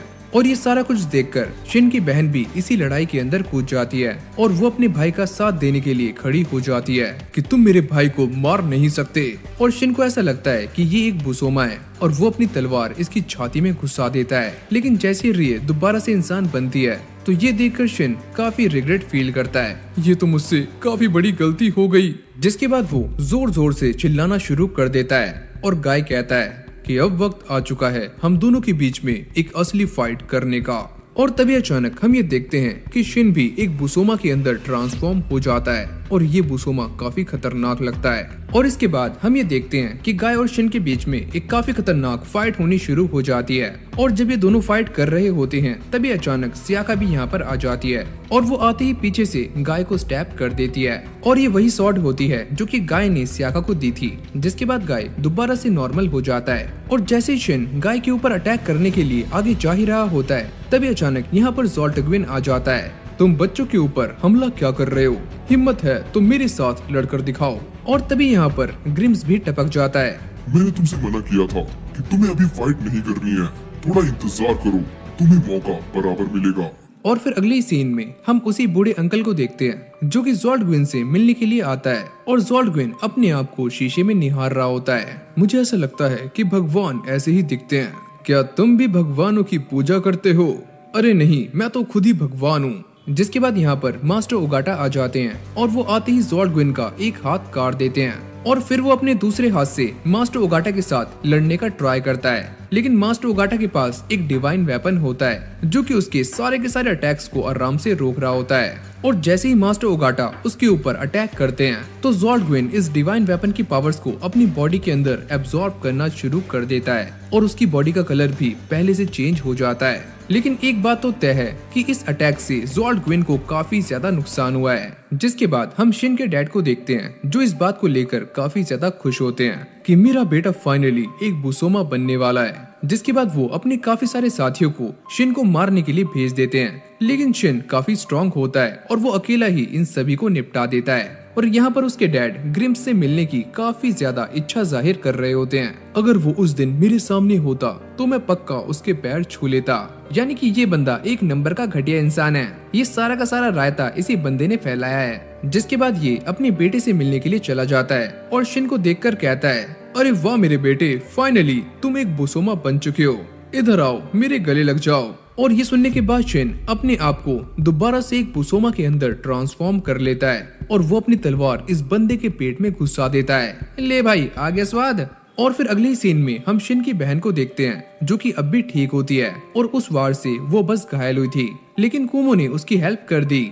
जिसके बाद गाय भी यहाँ पर आ जाता है और वो उन सभी से माफी मांगता है, मुझे माफ कर देना उस सब के लिए जो कि मैंने तुम्हारे साथ किया। कुमो कहता है, क्या हम दोनों अब भी दोस्त हैं? और गाय भाई थोड़ा सख्त लौंडा होता है तो वो इसे मना करके यहाँ से चला जाता है। और फिर हमें दोबारा से सियाका को दिखाया जाता है जिसके पास अब भी गाय की सॉर्ड होती है और वो इसे लेकर सो जाती है। लेकिन तभी अचानक ये सॉर्ड ग्लो करना शुरू कर देती है और यहाँ पर ज़ॉल्डग्विन ग्रिम्स के सामने खड़ा होता है और उसे समझाने की काफी कोशिशें कर रहा होता है कि जब मेरे अंदर वो डिवाइन वेपन गया तो मुझे समझ आया कि इंसानों ने ही हमें बनाया है। ये तुम क्या बकवास कर रहे हो? लगता है इंसानों ने तुम्हारे अंदर काफी ज्यादा गंदगी भर दी है।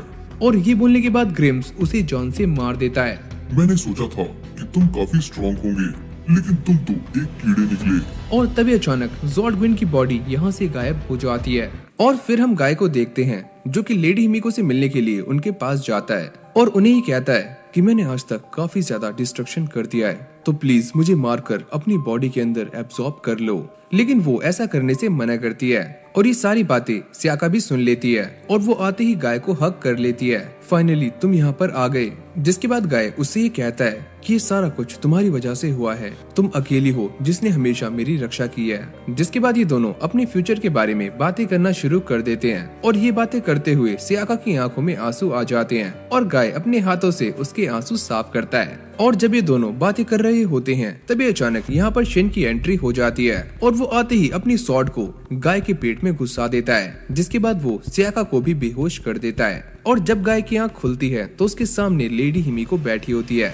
और यहाँ पर गाय बार बार सियाका की हेल्प करने के बारे में बातें कर रहा होता है, लेकिन लेडी हिमिको उसको मना कर देती है। अगर तुमने बार बार ऐसे ही खुद को पुश किया तो तुम पक्का एक बुसोमा बन जाओगे। लेकिन गाय के बार बार यही बात करने पर लेडी हिमिको मान जाती हैं। चलो ठीक है, मैं तुम्हें हील कर दूंगी। और मुझे ऐसा लगता है कि ये लड़की भी गाय के प्यार में लट्टू हो चुकी है। जिसके बाद वो गाय को पूरी तरह से हील कर देती है और गाय के यहाँ से जाते ही लेडी हिमिको के अंदर जितने भी कर्स्ड वेपन होते हैं वो सारे उसके ऊपर हावी होने शुरू हो जाते हैं। और ये सारा कुछ इसीलिए हो रहा होता है क्योंकि लेडी हिमिको के अंदर इमोशंस आ जाते हैं और जिस इंसान के अंदर इमोशंस होते हैं वो इन वेपन्स को कंट्रोल नहीं कर सकता। और तभी अचानक उसके अंदर से एक और वेपन बाहर निकलता है। काजुमो, तुम यहाँ से चले जाओ। लेकिन भाई ये बंदा आखिरी वक्त में भी उसका साथ देता है और उसको पकड़ लेता है। जिसके बाद 24 के 24 वेपन्स उसकी बॉडी से बाहर निकलते हैं और ये दोनों ही मारे जाते हैं। और फिर अगली सीन में हम ये देखते हैं कि शिन और गाय एक दूसरे के आमने सामने खड़े होते हैं और ये सारा नजारा ग्रिम्स भी देख रहा होता है। जिसके बाद ये दोनों अपनी बेस फॉर्म के अंदर ही लड़ना शुरू कर देते हैं और एक दूसरे के ऊपर काफी भारी पड़ रहे होते हैं। अगर ये दोनों ऐसे ही लड़ते रहे तो उतनी तबाही नहीं होगी जितनी की मैं चाहता हूँ, तो मुझे ही कुछ करना होगा। और ये फाइट धीरे धीरे इंटेंस होनी शुरू हो जाती है। लेकिन तभी अचानक यहाँ पर सियाका टपक जाती है। तुम दोनों ये फाइट करनी बंद करो। और ये सुनने के बाद शिन को अपना पास्ट याद आना शुरू हो जाता है कि आखिरकार कैसे वो एक अच्छा इंसान था और इन लोगों ने उसकी हेल्प की है। लेकिन ये सारी बातें याद करने के बाद भी शिन अपना आपा खो देता है। मैंने इन सभी की हेल्प की थी और मैं इन सभी के साथ काफी अच्छा रहा, लेकिन मुझे क्या मिला? बस धोखा। तो मैं इन सभी को जान से मार दूंगा। और तभी अचानक हम ये देखते हैं कि ग्रिम्स आग के अंदर घी डालने का काम कर देता है, यानी कि वो सियाका को हर्ट कर देता है, जिससे ये दोनों ही भड़क जाते हैं। चलो आओ और आकर मुझसे फाइट करो। और ये देखकर शिन को काफी ज्यादा गुस्सा आता है। अबे ओए, तूने मेरी बंदी को हाथ कैसे लगाया? और ये बोलने के बाद वो ग्रिम्स के ऊपर अटैक्स करना शुरू कर देता है। भले ही ये मेरी हार होगी, लेकिन तुम दोनों एक बुसोमा के अंदर कन्वर्ट हो जाओगे और बुसोमा एज आ जाएगी। जिसके बाद रिए और कुमो भी यहाँ पर आ जाते हैं, लेकिन ग्रिम्स उन दोनों को ही कीड़े मकोड़ों की तरह मसल रहा होता है। आखिरकार तुम्हारी हिम्मत कैसे हुई मेरे बीच में आने की? लेकिन तभी अचानक शिन अपनी शिरियों से उसको स्टैप कर देता है और गाय भी मौका देखकर पीछे से अपनी तलवार उसकी बॉडी में घुसा देता है। आखिरकार तुमने ये कर ही दिया। जिसके बाद हम ये देखते हैं कि शिन और गाय की बॉडी अजीब सा रिएक्ट करना शुरू कर देती है और ये दोनों ही शिरियों के अंदर ट्रांसफॉर्म हो जाते हैं और फिर ये दोनों फाइट करना शुरू कर देते हैं। और ये फाइट इतनी ज्यादा इंटेंस होती है कि पूरा आसमान चमकना शुरू हो जाता है और मास्टर ओगाटा ये कहते हैं कि सच में ये शिरियो तो काफी खतरनाक है। और यहाँ पर शिन गाय के ऊपर काफी ज्यादा भारी पड़ना शुरू हो जाता है और सारे लोग प्रे कर रहे होते हैं कि प्लीज ये सारा कुछ दोबारा से नॉर्मल हो जाए। और शिन गाय को मार मार कर उसकी हालत काफी गंदी कर देता है और ऐसा लगता है कि गाय अब मरने वाला है। और ये सारा कुछ देखकर मास्टर ओगाटा प्रे करना शुरू कर देते हैं और उनकी बॉडी से एक डिवाइन ऑरा निकलने लगती है जो कि शिन और गाय की हेल्प करती है। जिसके बाद ये दोनों एक अलग ही दुनिया में आ जाते हैं जहाँ पर शिन गाय से कहता है, तुमने मेरी काफी ज्यादा हेल्प की है और मुझे तुम्हारे ऊपर काफी ट्रस्ट है, तो प्लीज सियाका का ख्याल रखना। और ये बोलने के बाद शिन अपने आप को सैक्रिफाइस कर देता है। तुम मुझे मारकर शिर्यू की सारी पावर्स अपनी बॉडी के अंदर एब्सॉर्ब कर लो और मैं यही चाहता हूँ। और ये सुनने के बाद गाय की आंखों में भी आंसू आने शुरू हो जाते हैं, यानी कि अब इन दोनों के अंदर फीलिंग्स आ चुकी हैं और ग्रिम्स का सारा प्लान अब फेल होने वाला है। जिसके बाद यहाँ पर एक जोरदार ब्लास्ट होता है और सारा कुछ नॉर्मल हो जाता है। जिसके बाद गाय अपनी मॉम की ग्रेव के पास आता है और ये कहता है कि आप सच में काफी अच्छी थी। और फिर ये दोनों यानी कि गाय और सियाका आराम से अपनी नॉर्मल लाइफ जीना शुरू कर देते हैं और ये सारा कुछ ही दोबारा से नॉर्मल हो जाता है। और इसी हैप्पी एंडिंग के साथ हमारी शॉर्ट गाय एनिमे का सीजन 1 और सीजन 2 यहीं पर एंड हो जाता है। अगर आपको ये वाली वीडियो अच्छी लगी हो तो वीडियो को लाइक करके चैनल को सब्सक्राइब करना मत भूलना। और आपको अगली वीडियो कौन सी एनिमे के ऊपर चाहिए आप मुझे नीचे कमेंट कर सकते हो। तो चलो यार, इस वीडियो को यहीं पर एंड करते हैं और मैं मिलता हूँ आपसे एक और न्यू फ्रेश वीडियो के साथ। तब तक के लिए कीप वॉचिंग एनी सोल।